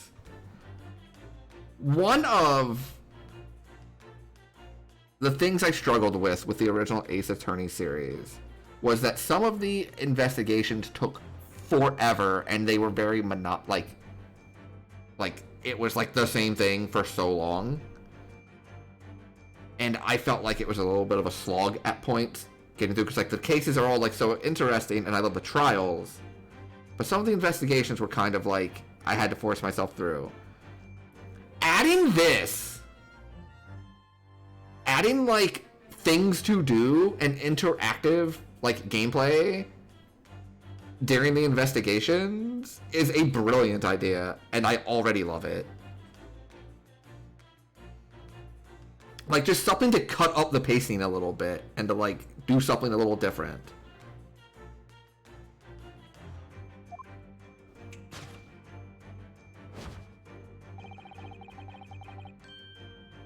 Is an enormous pair of shears in your hand? No.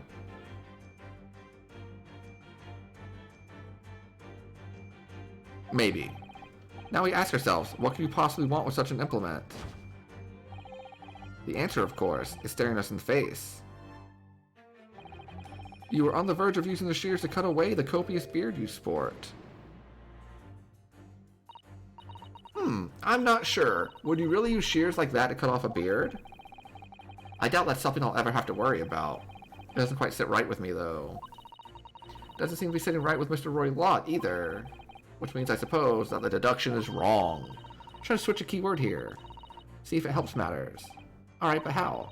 I think we should start by taking a long, hard look at Mr. Roy Lott. I wonder if it's really his beard that he intended to use those shears on. Exactly. If we do manage to find something that seems to fit the sense of Mr. Sholmes' deduction better, then what? Then I'll leave the rest in your capable hands, Naruhodo. Why am I the one to do something about this? Anyway, let's see if there's anything we can even use to switch around in the last sentence. What was he really going to use his shears for?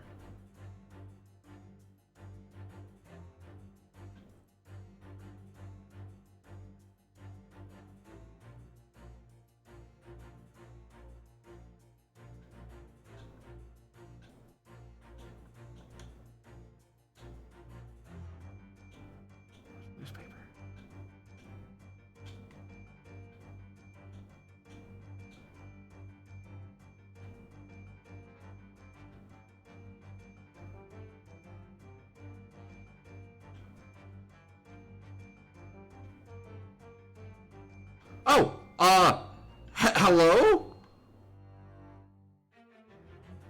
Excuse me?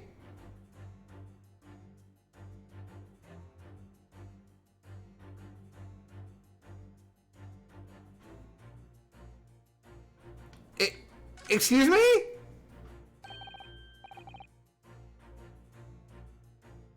What's this? It looks like a cascade of stunning golden locks.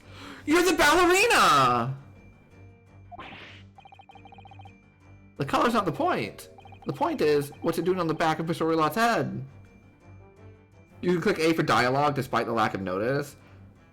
Oh, okay, so pressing A is not locking it in. I can, like, get info. Oh, okay, that is good to know. And how is it growing out from underneath his thick black hair? Well, yes, that's true. So it's stunningly beautiful and stunningly surprising. Something's definitely not right here.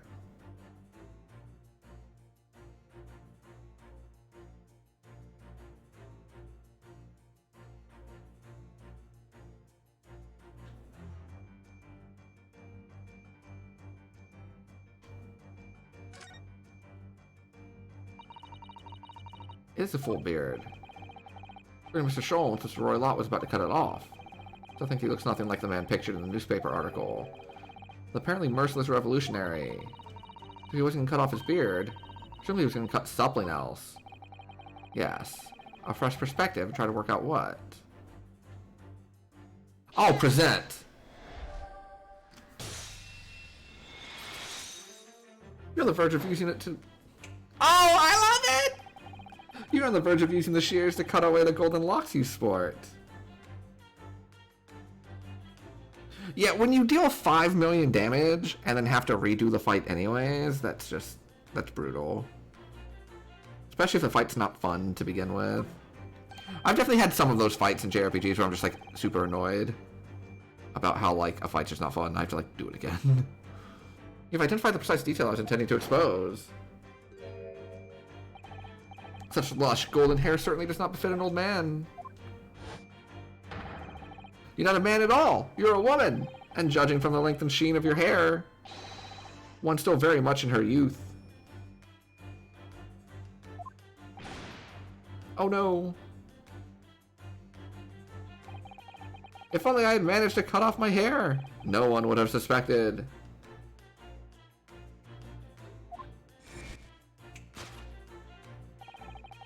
The question then begged is this. Why would you desire to rid yourself of these magnificent locks? Once again, the answer is plain. We have clear evidence to shed light on the matter. I'm sure it needs no further clarification. The evidence that reveals your true identity. It's an article about the revolutionary. No. Well, that was a shock. I had no idea the old man was really a young woman in disguise. Why are you staring at me like that? It was a surprise. You're enjoying this, aren't you? You look like you're in your element as you dance around the room, deducing the facts of Mr. Scholz. Yeah, this is kind of great. This is kind of wonderful. I'm just doing what we agreed. I'm not having fun or anything. I don't like it. It's strictly business. Yes, yes, I understand. Say no more. Anyway, let's focus on this next part of Mr. Scholz's deduction, shall we? The evidence that he's picked out doesn't fit the facts at all now. No, that's true, given that Mr. Roylott is actually a woman. He or she can't possibly be this merciless revolutionary. I suppose it's because the deduction as a whole has taken a different direction now. Let's switch the evidence for something else, something that fits the facts as we now understand them. For some reason, this woman needed to try and hide her true identity. I feel as though I've either read or heard about a young woman in a situation like that recently. I'll do my best. Yes! It's not like I'm having fun! The evidence that reveals your true identity is, of course, the article about the ballerina. That's right, you've hit the nail on the head. Renowned prima ballerina of the Novovich Ballet disappears from Shanghai. It would appear we are finally able to address you by your true name. Yes, because your true identity is that of the Novovich Ballet's prima ballerina. Miss Nikolina Pavlova. Ah!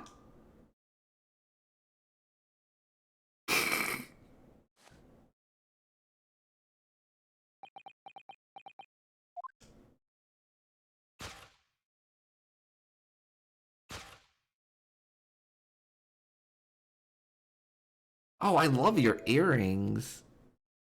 Oh my god, they're so cute. You're right. My real name is Nina. I mean, Nikolina Pavlova. But please, I beg you, don't tell anyone.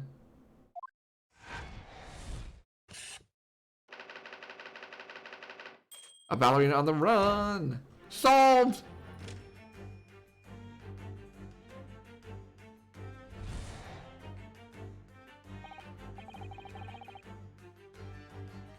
Yeah, she takes the beard off and suddenly the jacket like fits differently.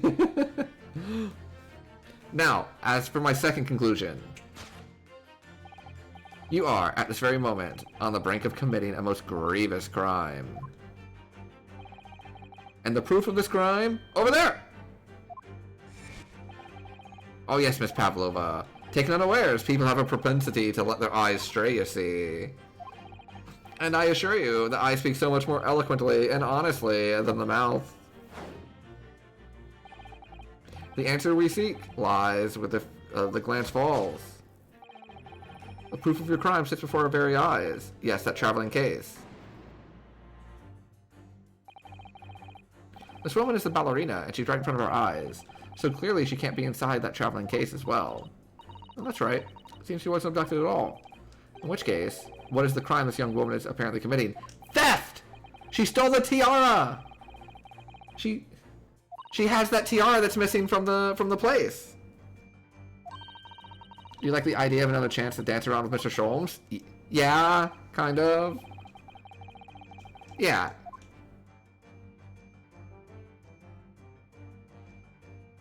Oh. Wow, look at this dazzling tiara. I've never seen anything like it. Are those real diamonds? Try it on. Yes.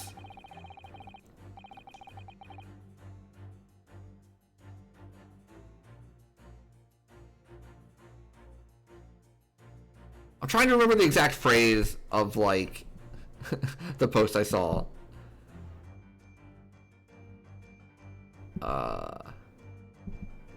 And I'll change it to you for like this specific article of clothing. But Ryunosuke, tiaras can be for boys too if you stop being a bitch about it. I couldn't possibly. It's far too beautiful. Why does this tiara look familiar? Because it was in the newspaper. I feel like I've seen it somewhere recently. Yes! Yes! That tiara. Well, why did the case shake, though? The proof of your crime is surely this tiara. I believe this tiara is worn on stage by dancers in the Novovich Ballet, is it not? Oh, hey, I commented on how pretty the tiara was, and it very much is. They appear to be identical to the tiara pictured here. And if the reporting is to be believed, it's an item worth 20,000 rubles. In summary, the crime you have committed is theft. Oh no! Yes, you left your ballet troupe, unlawfully taking the precious tiara with you. Ah!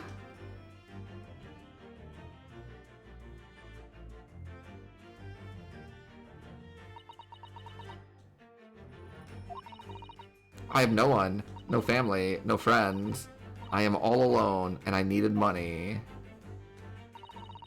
But I did not steal the tiara. It was a present from, how do you say, an Earl of Prussia. It belongs to me. This girl is only 15 years old, and she's run away all by herself. She must have been extremely lonely.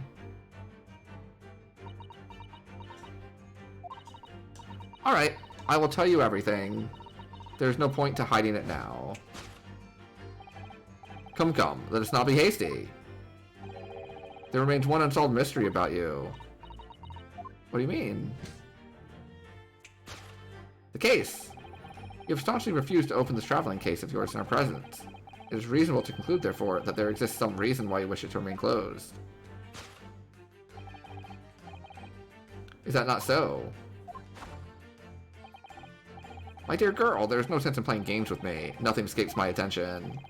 I have a very good idea of the contents of your case, even before I've ever laid eyes on them. Dear me, we're not well suited to a life of crime, are we? You're careless... What was the phrase? Glance of the eye betrays you. Once again, we need only follow your glance to find the answer. Yes, the reason why you refuse to open your case is written in the books on the shelf. Is it? He's completely changed tack with his deduction now. Mr. Sholmes is adapting his logic to the changing circumstances, don't you? Maybe, but why has he suddenly brought the bookshelf into all this? Do you think so? Well, it doesn't seem likely that the reason why this young woman doesn't want to open her case would have been written on a book that doesn't even belong to her.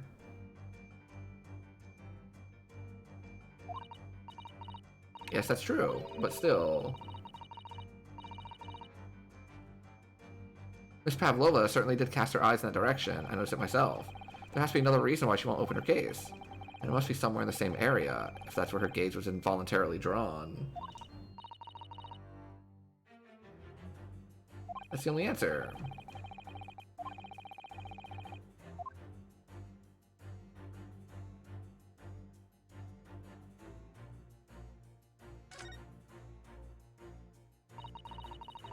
Charming little picture. Climb a steep mountainside? Or ascending one?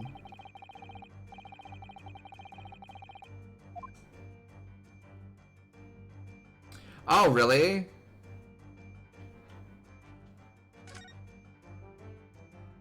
Oh! It shook because she's got a pet in there. Yeah. Yeah, this is it.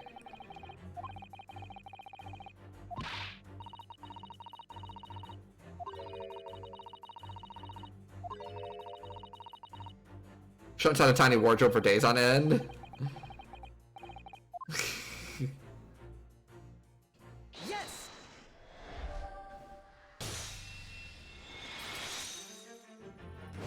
This is awesome! The reason why you refuse to open your case is written in the rules of passage. Passengers must not keep weapons or other dangerous objects in their cabins. Pets are also strictly forbidden. Inside that case of yours is something forbidden from carriage on this vessel. That is the real reason why you refuse to open it, thus revealing its contents. As we've seen, the trunk wobbles from time to time, but no weapon or other dangerous item would move of its own accord. Therefore, it must be a pet. Inside your traveling case... Oh my god, I love this. Is the last item listed as forbidden in the vessel's rules of passage a pet? Look at those two! Okay, listen. I know Cosmo's only been dead for like 20 minutes in game time. But like... Herlock Sholmes is my new best friend. I'm so sorry.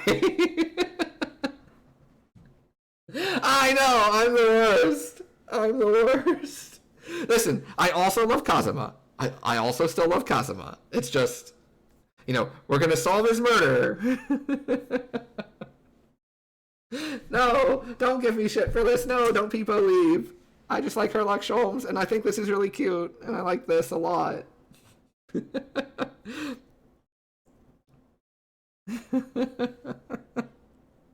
Kazuma would want you to move on.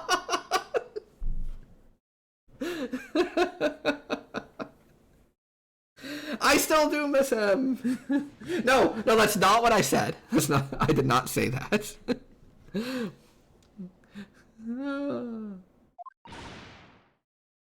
I'm just trying to express my appreciation for how much I like Herlock Sholmes, okay? That whole section was really fun and really great. And the animations were really, really enjoyable.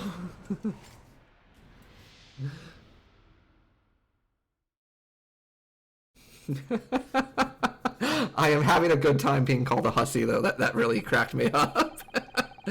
That's a word I, like, forgot existed.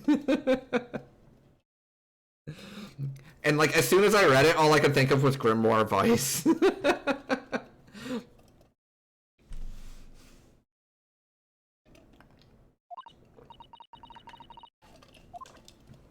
Hussy. My real name is Nikolina Pavlova. Everything you said was correct. You absconded during one of your ballet... Oh, absconded is a good word. Your ballet company's performances in order to escape your homeland. Later that same night, you stole aboard this vessel, which couldn't have been easy. It's a huge steamship. Could you have snuck on board without being noticed? In order to obscure your true identity, you somewhat recklessly took the guise of an old gentleman, and you intended to sever all links with your past by severing your long hair. Yet to a woman, hair is no trifling matter. My personal recommendation is to leave well alone. So if it was just you about to cut off your own hair, who was it that let out the scream we heard from outside the cabin? Yo! New record! Let's go! Like, dealing 5.39 million damage has to be, like, super satisfying. It has to release the happy chemical, right? Just, like, big number. Bunga bunga. Yeah. Good luck, good luck, good luck! Win! The tinkling of a bell. Why none other than this young lady, naturally? More like a full set of pipes, if you ask me. I was so scared when I ran away in Shanghai. I was sure they would come looking for me. That's why I decided to, how do you say, disgust myself so no one would recognize me. As a result, you transformed yourself into that questionable old man. I see. I put on the fur hat and fake beard. Then just before you came in here, I saw in the newspaper, right on the page, there was a picture of me. I was so frightened, I couldn't stop from screaming. I knew that if I didn't change my appearance completely, they would find me. So I decided to cut all my hair as fastly as possible. I picked up the scissors in my hand, and at that precise moment, we walked in through the annoyingly unlocked cabin door. Things happen like that sometimes, don't they? Things do indeed happen like that, from time to time. Are those two even talking about the same thing? There's just one more thing I'd like to know. What exactly do you have inside your traveling case? My money is on Cat! You were right, it is my dear friend inside. My only friend in the whole world. Please, don't tell anyone. If the captain finds out, if you say any of the crew, your secret is safe with us, I assure you. But in return, you must tell us, in as much detail as you can muster, about the events of last night. Yes, tell me.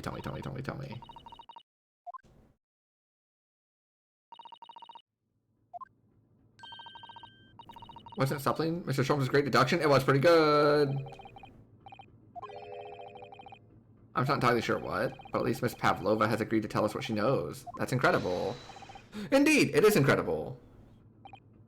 Ah, and one more thing. Yes? What? Observe your wrists. No!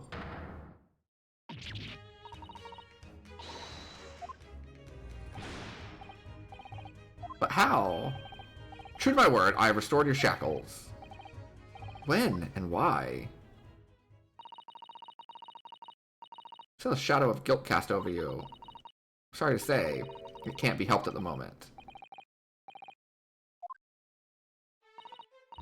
Anyway, let's listen to what Miss Pavlova has to say. I can't go on not knowing. I had to find out what the speckled band that Kazuma-sama wrote about in his diary really was.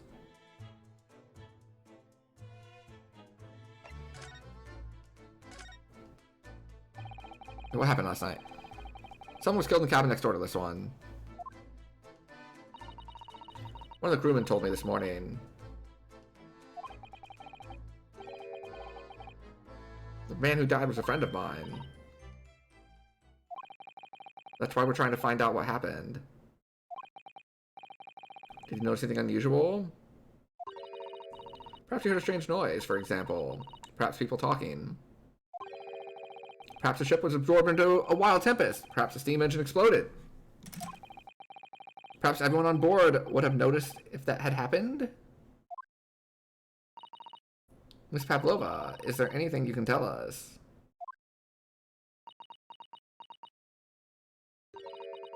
I don't know. Second change should kill? Let's go, Bampy! Get it, get it, get it, get it, get it! All I could think about last night was what I had done and whether they would find me. You'll break on the first try? Let's go! Hold on. Hold on, hold on, hold on. This is cause for...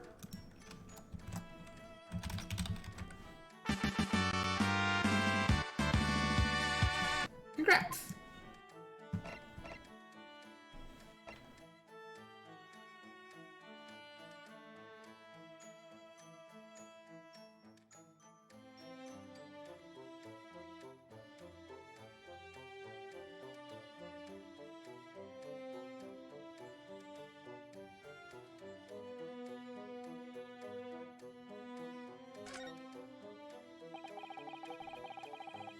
You've run away from your ballet company, haven't you? Yes. I'm traveling to Great Britain. And from there, I want to go to America. I will never dance again. I ain't never gonna dance again. Guilty feet have got no rhythm, though it's easy to pretend. That is, if I had a nickel for every time I've started singing that song on stream in the past 2 months, I would have 2 nickels, which isn't a lot, but it's kind of weird that it's happened twice. We also did that in Somnium Files. I want to forget everything about the ballet. I was starting a new life. You wish to forget? A challenging proposition. When you have that striking tiara as a reminder. But the tiara is mine! I need it to live!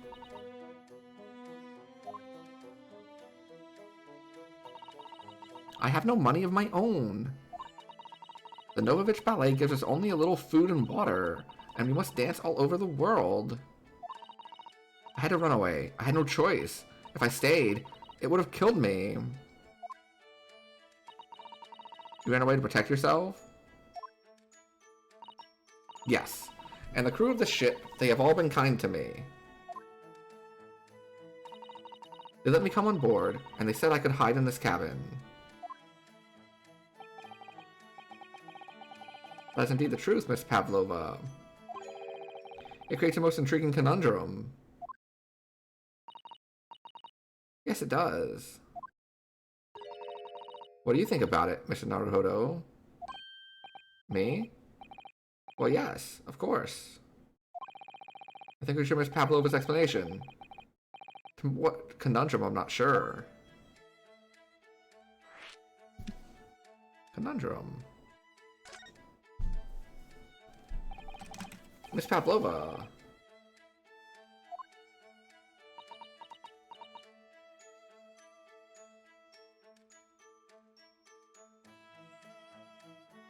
Yeah!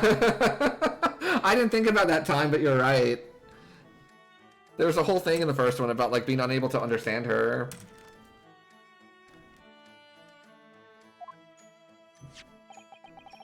According to this newspaper, it was only yesterday that you absconded from the ballet. Because now it's inconvenient. Now, that being the case, it must have been last night that you boarded this vessel.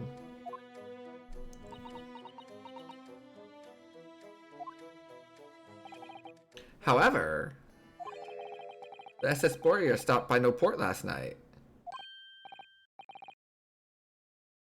Oh, that's it. So how is it, pray, that you come to be aboard?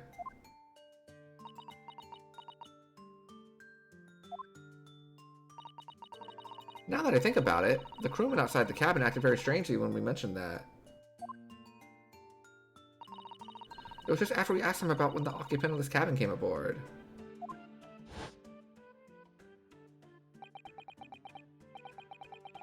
That is not your business.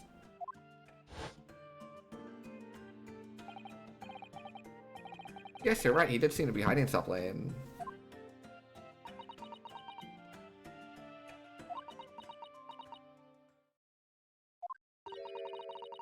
angel descended from the heavens, bringing grace and beauty to the stage. What was that? It's how the Russian newspapers described one of my performances. And that's how I came here too. I descended from the heavens, because I am an angel. What? Considering English isn't your mother tongue, your description is very vivid. Mr. Sholmes once said, I never can resist a touch of the dramatic. Oh yeah! So they're all speaking English. A genius descended from the heavens, bringing grace and beauty to detection. Words said about myself. A quote from the wonderfully extravagant advertisement for the adventure of Herlock Sholmes, in fact.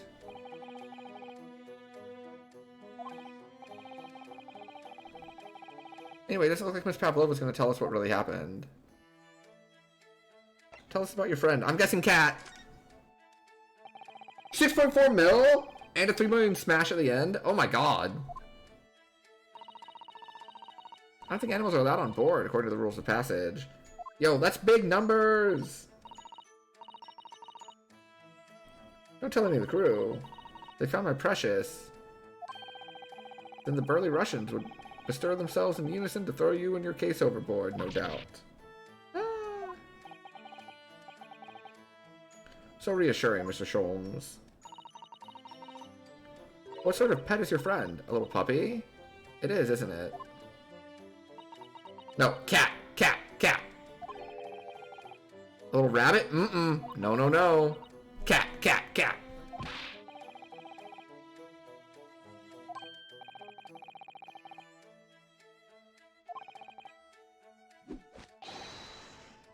I have no idea!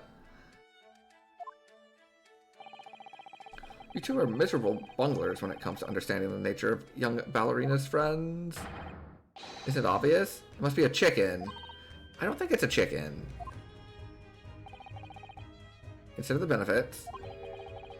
A wake-up call. Daily fresh eggs. When adversity strikes, it can satisfy the needs of sustenance. Oh my god! You'd eat your friends? I'll remember that.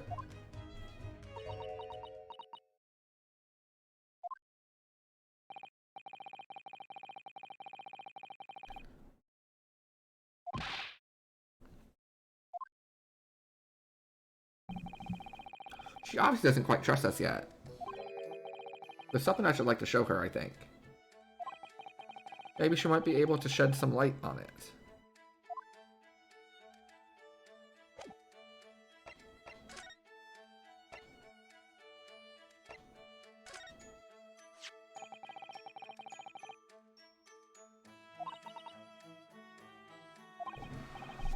Yes, and he wrote in it last night before he died. Something a little unusual. It reads, 1:23 a.m. I can hear a faint whistling sound. And then a few minutes later, 1:35 a.m. What looks like some sort of speckled band is dangling from the ventilator grill. A speckled band? I don't understand. It's strange, isn't it? But the ventilator he mentioned joins to this cabin you see. It's up there on the wall. Hold on. I would like to point out that the dresser is open and it's directly underneath the vent. So my assumption is she used the dresser to climb up into the vent.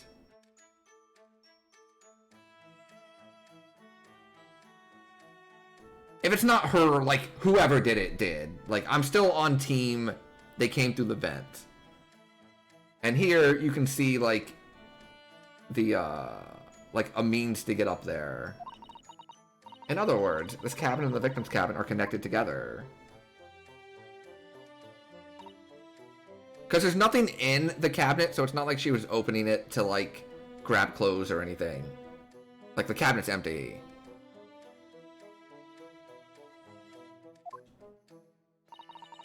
Miss Pavlova, has something occurred to you? Does the speckled band the victim mentioned mean something to you, or the whistling sound? No. I don't know anything. Oh. Oh, well, that was unexciting. That was a bit of a letdown. Knock knock. Excuse me, Mr. Roylott? Yes? What? Wow, she's fast. Captain would like to speak with you. You must come to Captain's quarters at once, please. Alright, I will come now.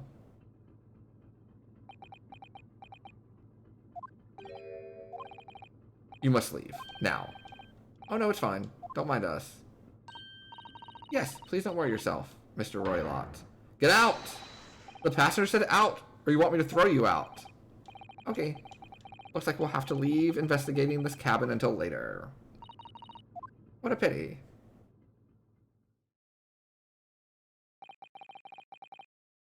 And so we lost our chance. Having still not managed to investigate Miss Pavlova's cabin, we were unceremoniously chased out.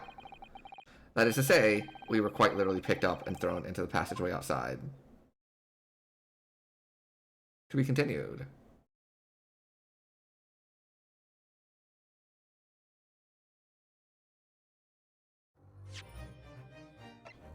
I would love to save my current progress.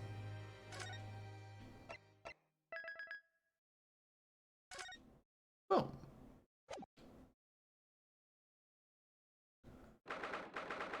Oh, we'll go a little bit longer tonight. I know normally, like, the switching of parts is, like, the best time to stop and leave, but I think we can investigate a little bit more. I wish she hadn't been thrown out like that. I wish we managed to find some clue as to what that speckled band might be. We didn't manage to investigate at all. And I imagine that we won't be able to for a while longer. We'll never get past that sailor guarding the door. He's clearly glaring at us as if to say don't even think about it. Wait a minute. What is it? Well, what happened to our great detective friend? Where did he go? Oh yes, he completely disappeared.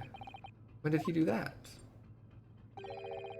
Slipped away as quietly as the wind, but not before ensuring these were securely back on my wrists. I don't think we have anything else to examine.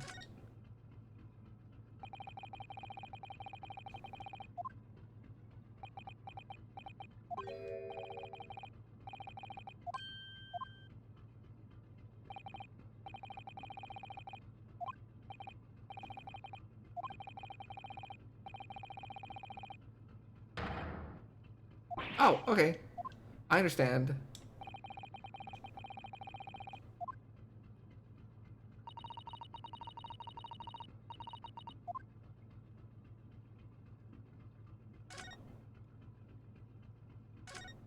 Okay.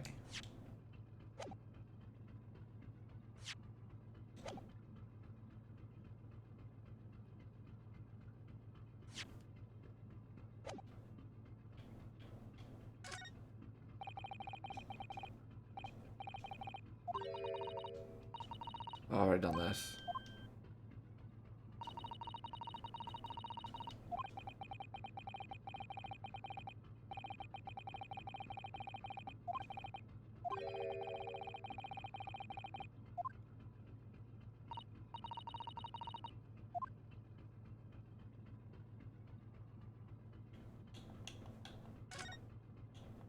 I don't know how to bring back move.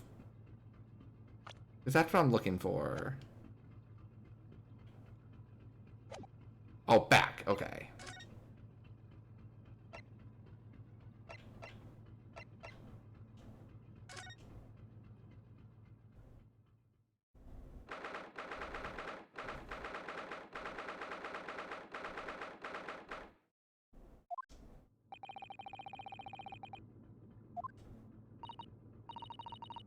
On that subject, I wonder if Inspector Hosanaga is unscathed. What do you mean unscathed?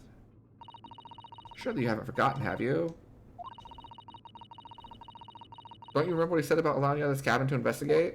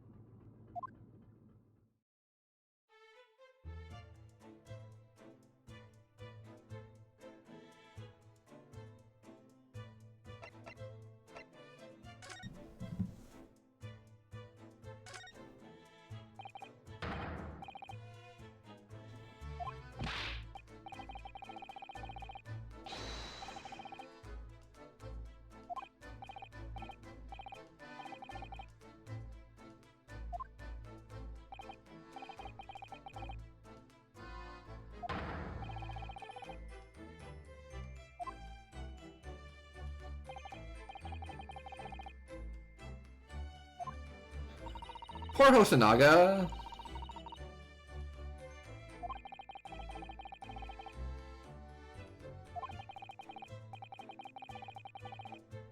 Yeah, we'll have to take him for a steak at La Carnival. I agree.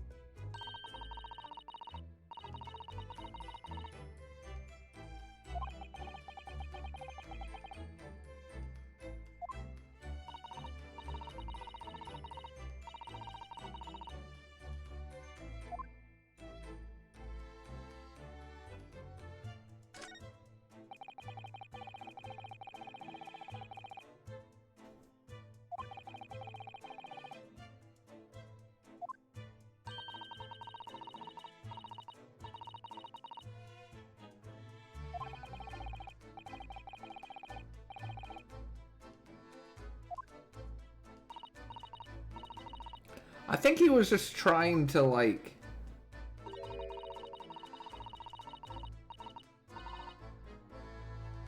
make sure, since no one knew we were in there, make sure we didn't suffocate.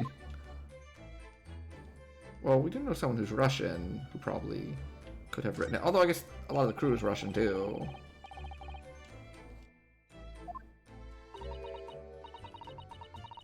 Faint whistling.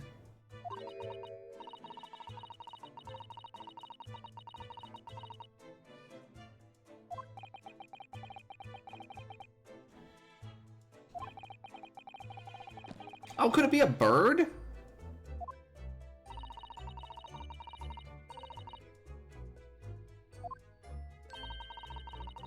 I guess a faint whistling could be like some sort of bird.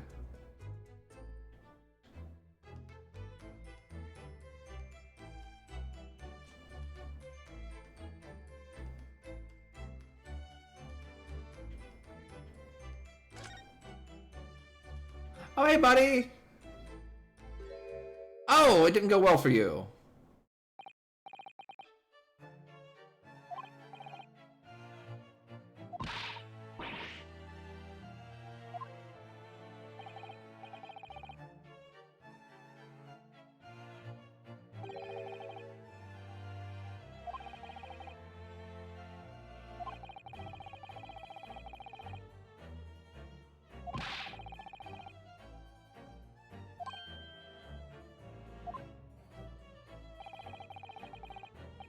Pummelim's over in a flash, and he must have decided against throwing me overboard. So it was nothing, really. He'd lay his life on the line if he had to. Thanks for your efforts, we now know a little about the neighboring cabin.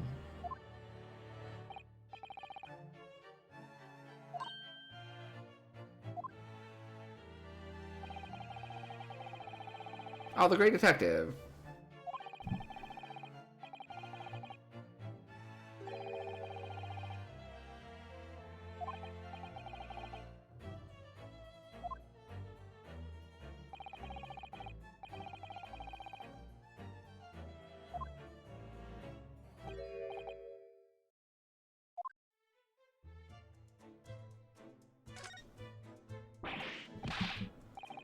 Pavlova. She's in the cabin next door. You know who she is? What self-respecting ballet fan wouldn't know that graceful angel? You okay, buddy? No, not okay.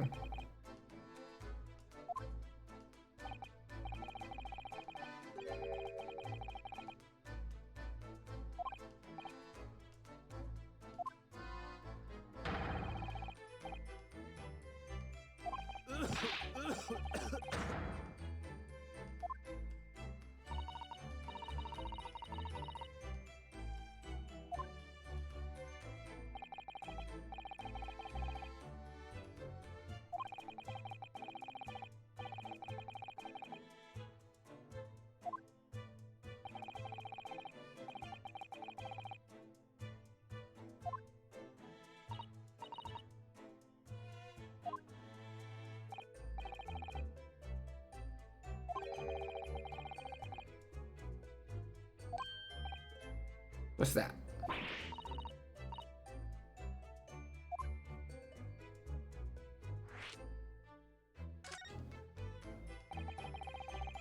Yeah, what's the new info?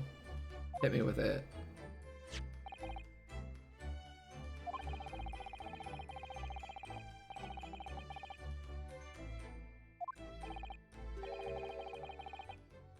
Cosmo's post-mortem report.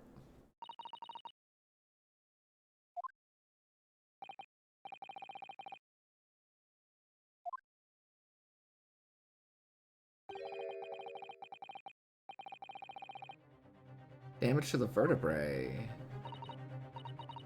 His neck was broken?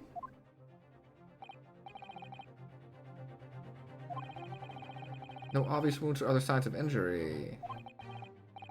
So at first, they were considering poison. But it turns out they found no trace of poison in the system at all. What weapon was used? Nothing. A blunt object.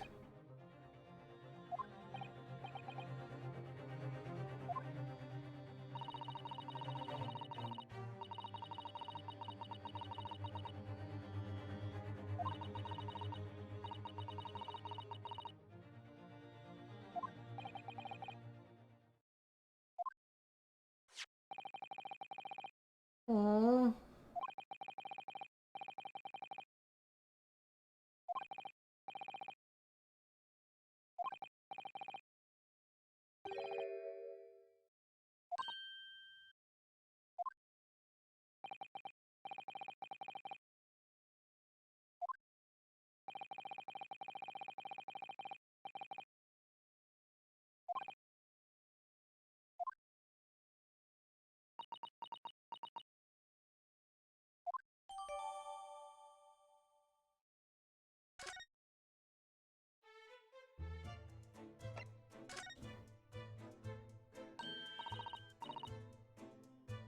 Mr. Sholmes was here. Broken neck, huh?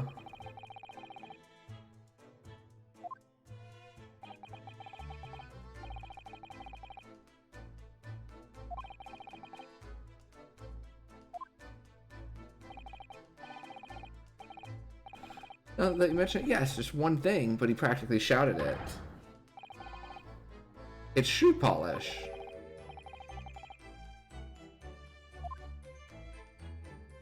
Oh, that's the mark over there, by the piece of broken glass.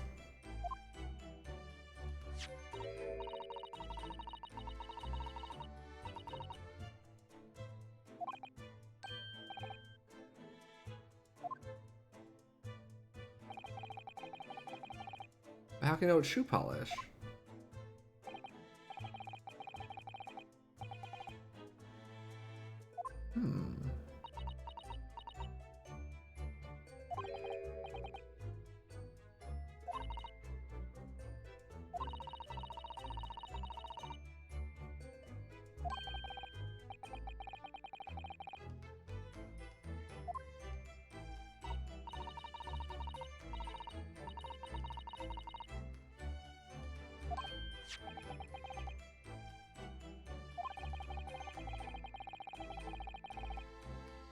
This mark was made by the polish on Cosmo's shoes.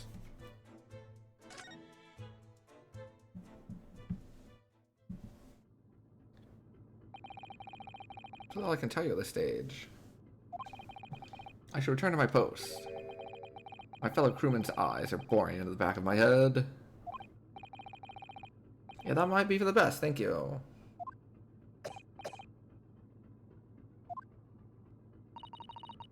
Poor Inspector. You look exhausted. Oh, no, well...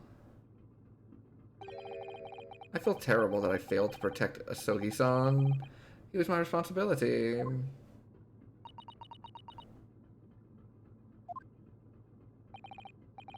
Of course, my pain is nothing compared to yours. You were his friends. The truth is... I seem to have had a heavy head ever since I woke this morning. A heavy head? That's interesting. My head's still throbbing too. Hmm.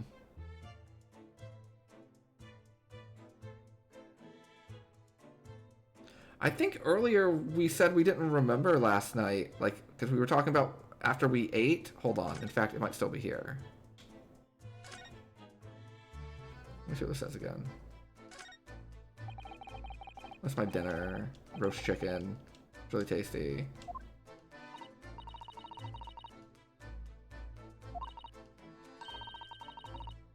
I'm not a dog.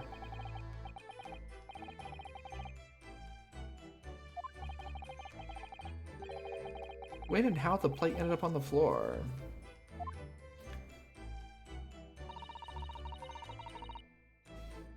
But he didn't like chicken. More for me. Empty belly.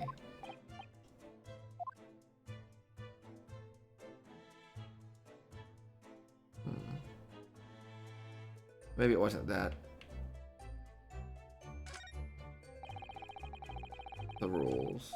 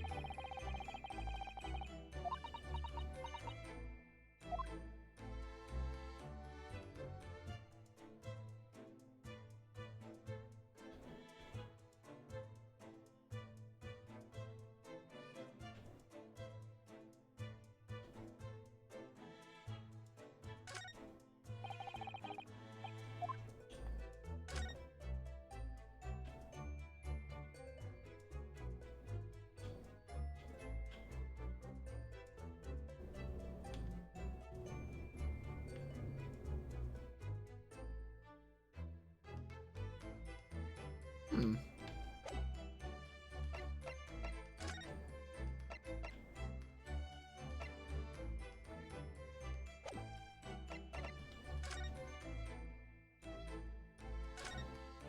What am I missing?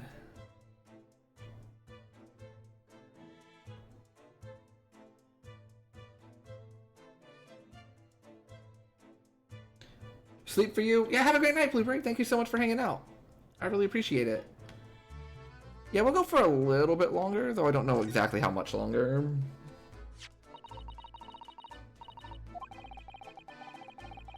I'm sure I'll catch you tomorrow.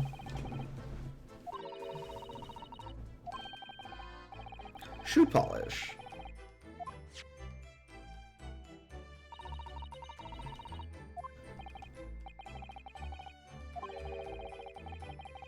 How can the detective be so sure it's shoe polish, not something else? Because he's a great detective.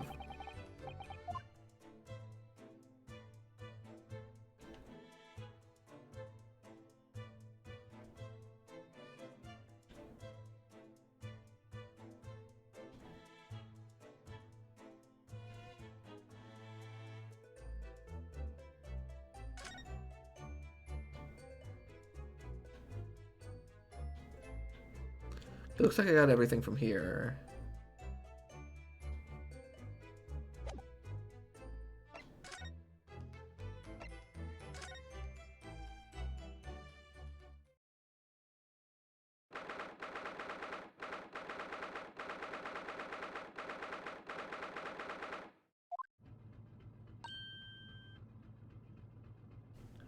Ah! Look! Oh, Stroganoff is gone.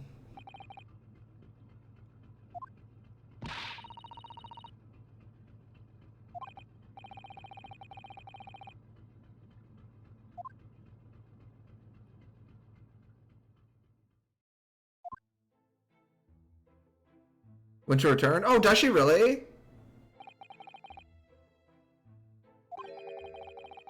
Sounds like someone's singing. Tra-la-li-ara, tra-la-la-li-ra-li-ra-lay. It's Caroline. I know that lark-like voice. I did it the Great Detective way. Oh my god. Here we go. When I hover over it in the list. Oh, let me see. She'll say something to the effect of, it's been a while since we've been here, or what was the situation again? Oh, interesting! That is a big quality of life improvement, because sometimes, like, I would be done with an area and not realize it.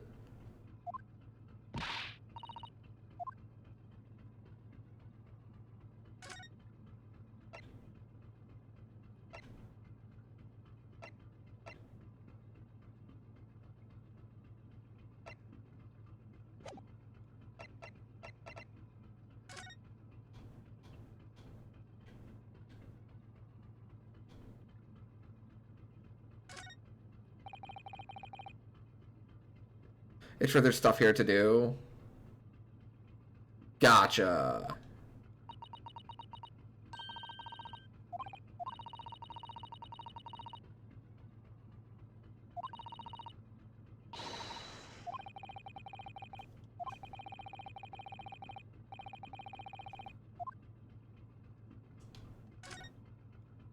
Oh!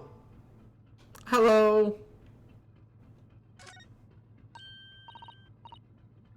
It's Mr. Sholmes.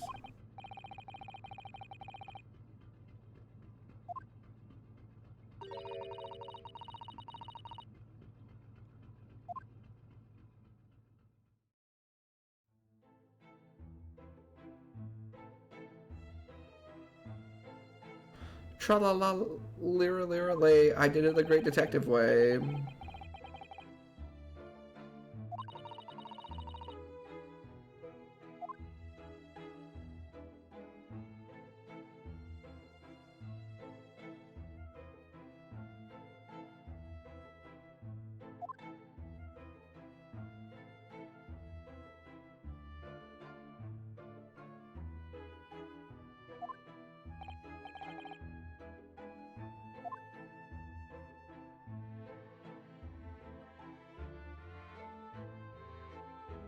I love this song. Like, I love the lyrics to this, I mean.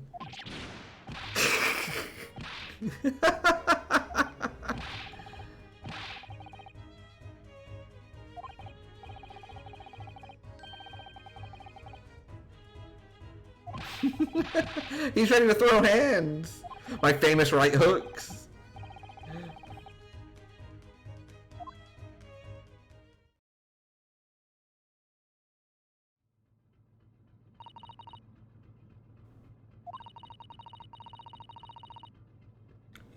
You need to get the Stranger of Paradise DLC. Apparently it's really good. Yeah, so like that's another one of those games that I wanted to like get around to, and I just still haven't.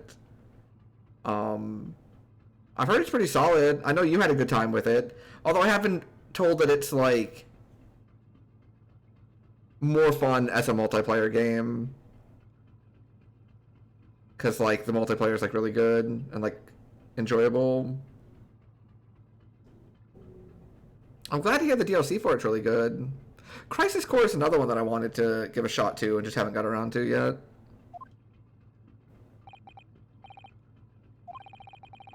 I was immersed in study of the ship's log, as penned by the stockily built crewman who's usually on guard here.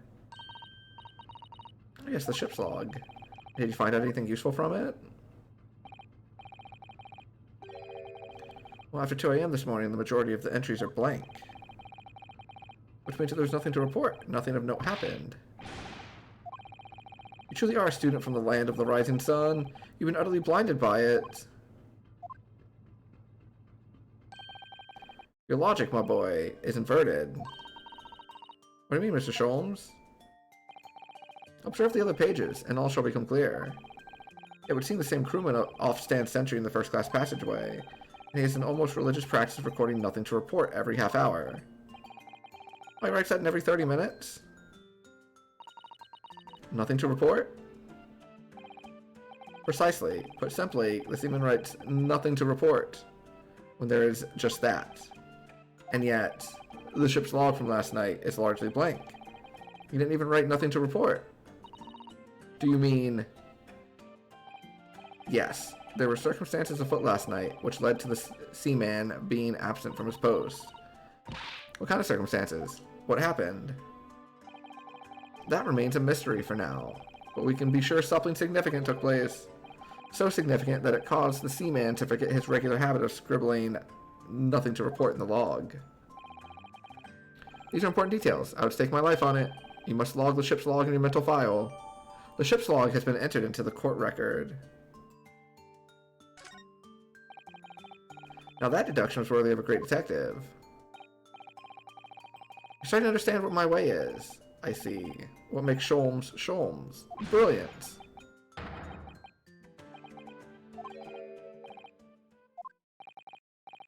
What is it? Are you hurt? Oh, don't worry yourself. I seem to be afflicted with a throbbing head this morning for some reason. Nothing more. Till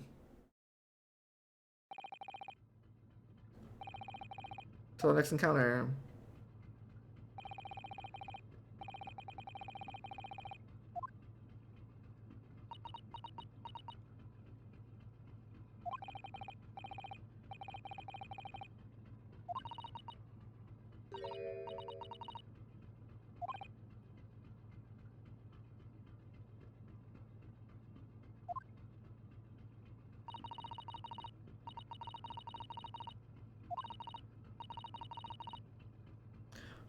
Sort of continuous throbbing.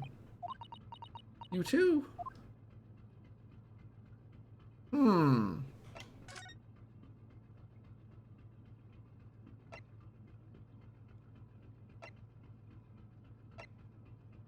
Oh yeah, this is a great quality of life thing, because see, now she's done here.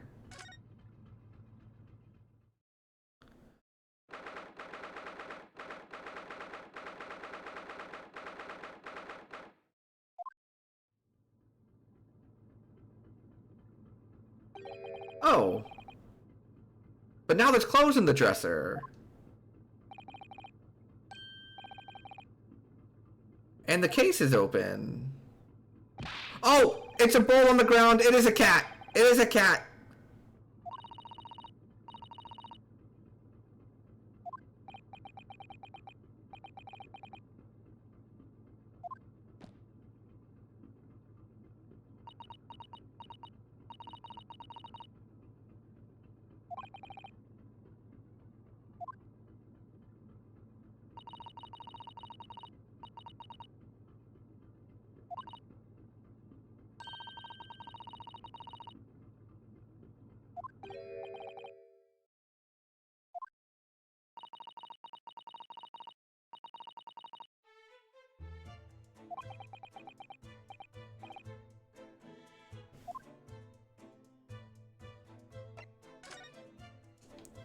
Alright, let's start here.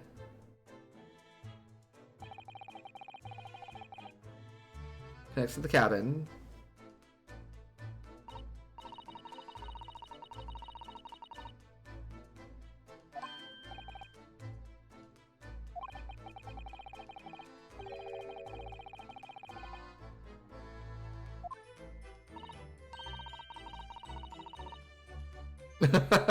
Thanks, Sasato.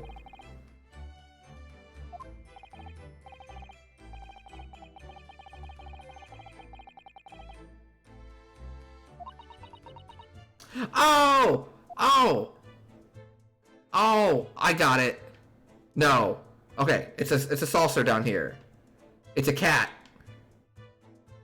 The cat jumped on the bed, onto here, onto the top of the dresser, and went through the vent, and was looking out the vent. The speckled band is going to be like something hanging off of its collar. And then these were out of there because Pavlova, trying to get her cat, climbed up here and retrieved the cat from the vent. So I think Pavlova's stuff is all just like irrelevant to the murder itself. I think these are two separate things going on. Because this whole time I've been expecting like the murderer to have climbed through this vent, climbed down, killed Kazuma, and then like climbed back through. Because it's like a locked room, right? Like they're trying to say it's a locked room. And if there's one thing we've always learned in these locked room cases in these types of games, it's that the room was not really locked.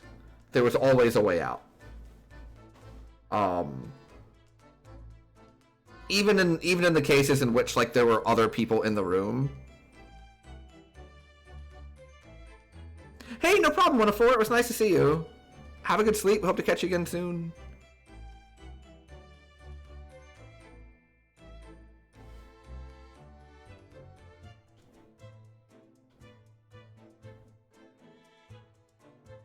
So yeah, so I thought like Cosmo's murder was going to be the person here climbing through or something. But no, I think it's just this poor lady has a cat. The cat got up here, has something hanging on its collar, and that's what Cosmo saw when he looked at the vent. And then she came up here and got it. And like, that's just her story. Okay. That's my guess.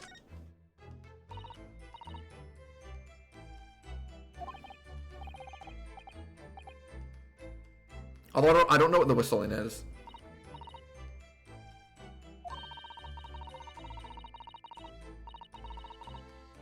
There's no place like home.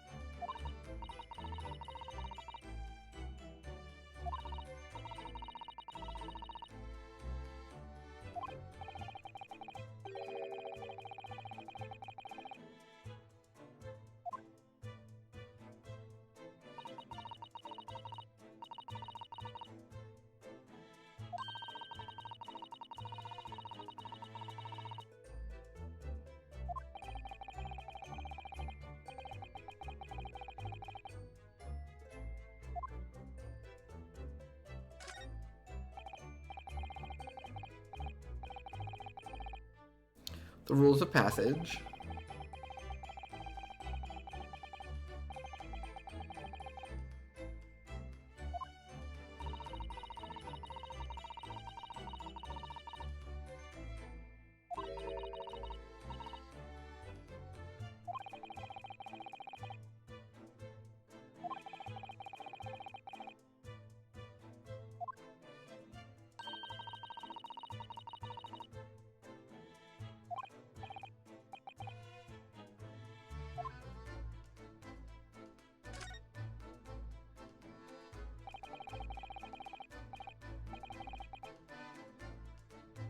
Yeah, so that's what I noticed earlier. Her books are also toppled.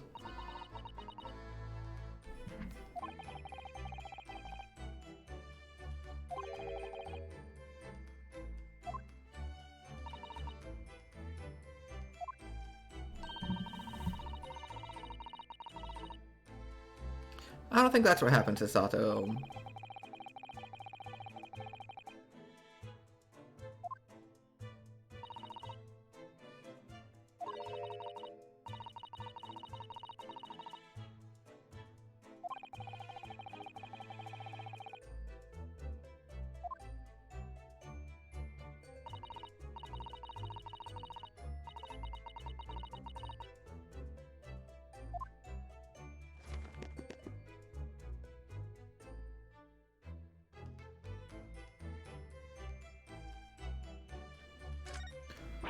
The case is open.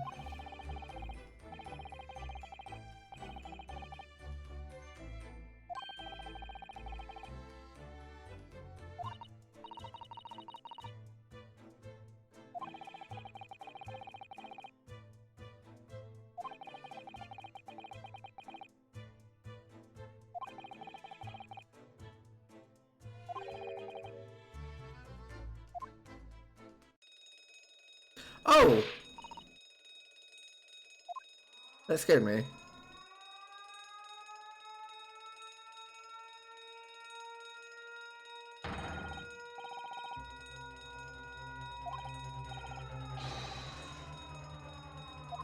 Brace for impacts.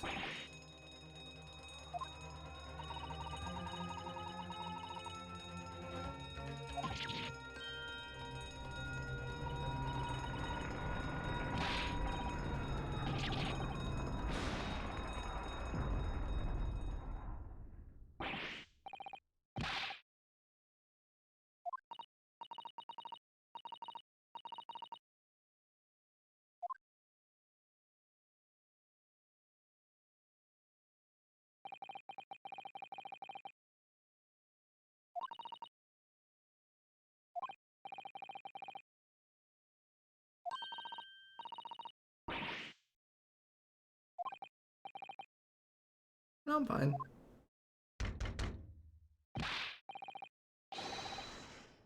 Shouting to assistance.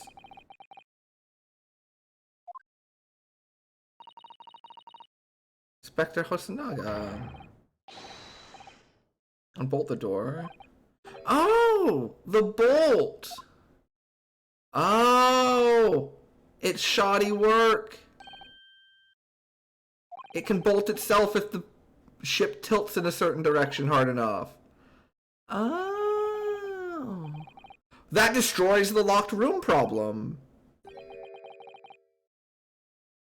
Because that means someone could have killed Kazuma and then just walked out the door.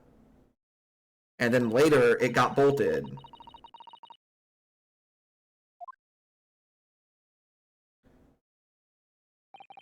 I mean, it was already not a locked room because of the air duct, I know, but like, you know what I'm saying.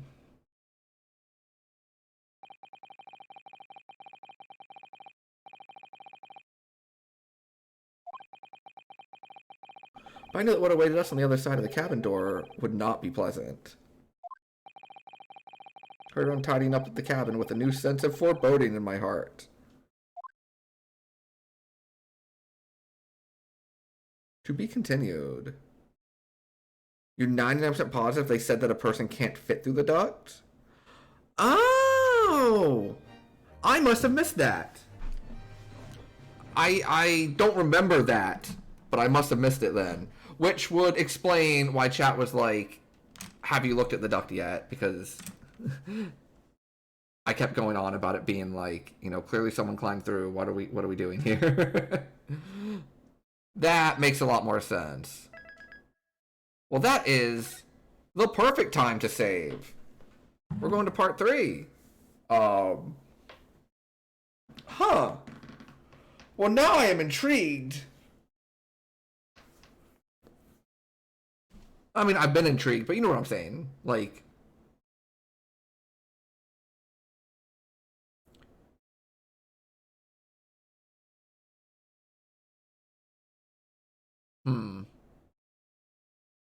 yeah, I'm perfectly confident in the fact that like the ballerina has nothing to do with the murder itself. That doesn't mean she's irrelevant to the case. I mean that like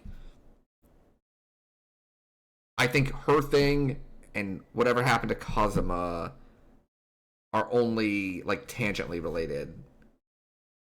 And I'm sure there'll be something that links it, like intertwines it. But like I think her thing is about her pet, which I'm assuming is a cat based on the bowl on the ground.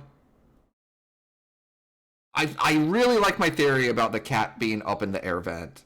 And that's why like her clothes are out of the wardrobe, because she had to climb up on top of it to like get the cat out.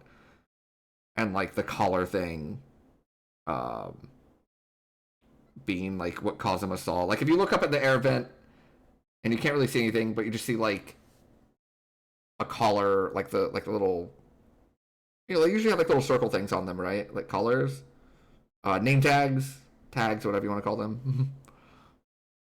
So that's my leading theory. That's my leading theory right now. Now, as for what happened to Kazuma, I don't know. Clearly, there's something going on with the fact that everyone's woken up like feeling a little groggy.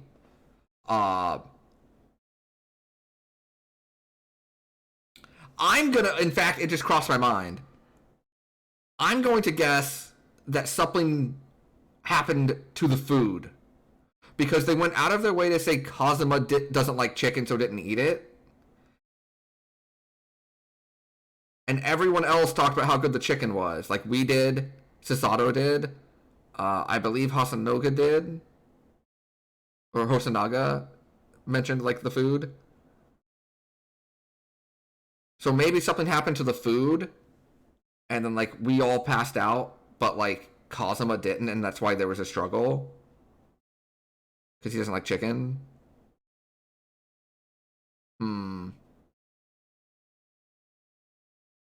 The problem is, I don't know, because I'm assuming when we start the next part, because next part's part 3, I'm assuming like the trial is about to be the thing that starts or something. Although, I guess we're like on a ship, so we don't have a courthouse. But, so I'm trying to think with all the info we have, like who did it, and I don't know. But I guess we didn't know who did it going into the last one until they like showed us Miss Brett. But yeah, so that's I'm trying to like work through it all in my head, just talking out loud. But yeah, this has been really good. I really liked it today. Very, very sad about Kazuma still, but like Sholmes is great, the investigation's great, Hosanaga is great. They've really the whole thing with like the deduction battle is something that the original trilogy would have been benefited from having as well. Like I really liked that, and it was a nice like change of pace. But yeah, so I want to thank you all for hanging out tonight. Hope you enjoyed the Ace Attorney. There should be a stream tomorrow, and then no stream on Tuesday. Tomorrow we'll probably play Persona.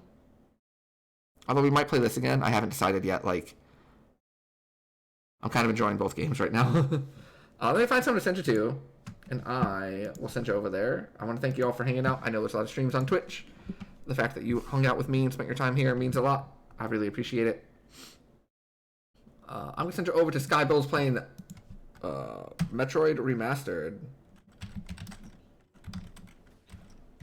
Which is good, because like I want to try this game. I want to try this Metroid Prime game at some point.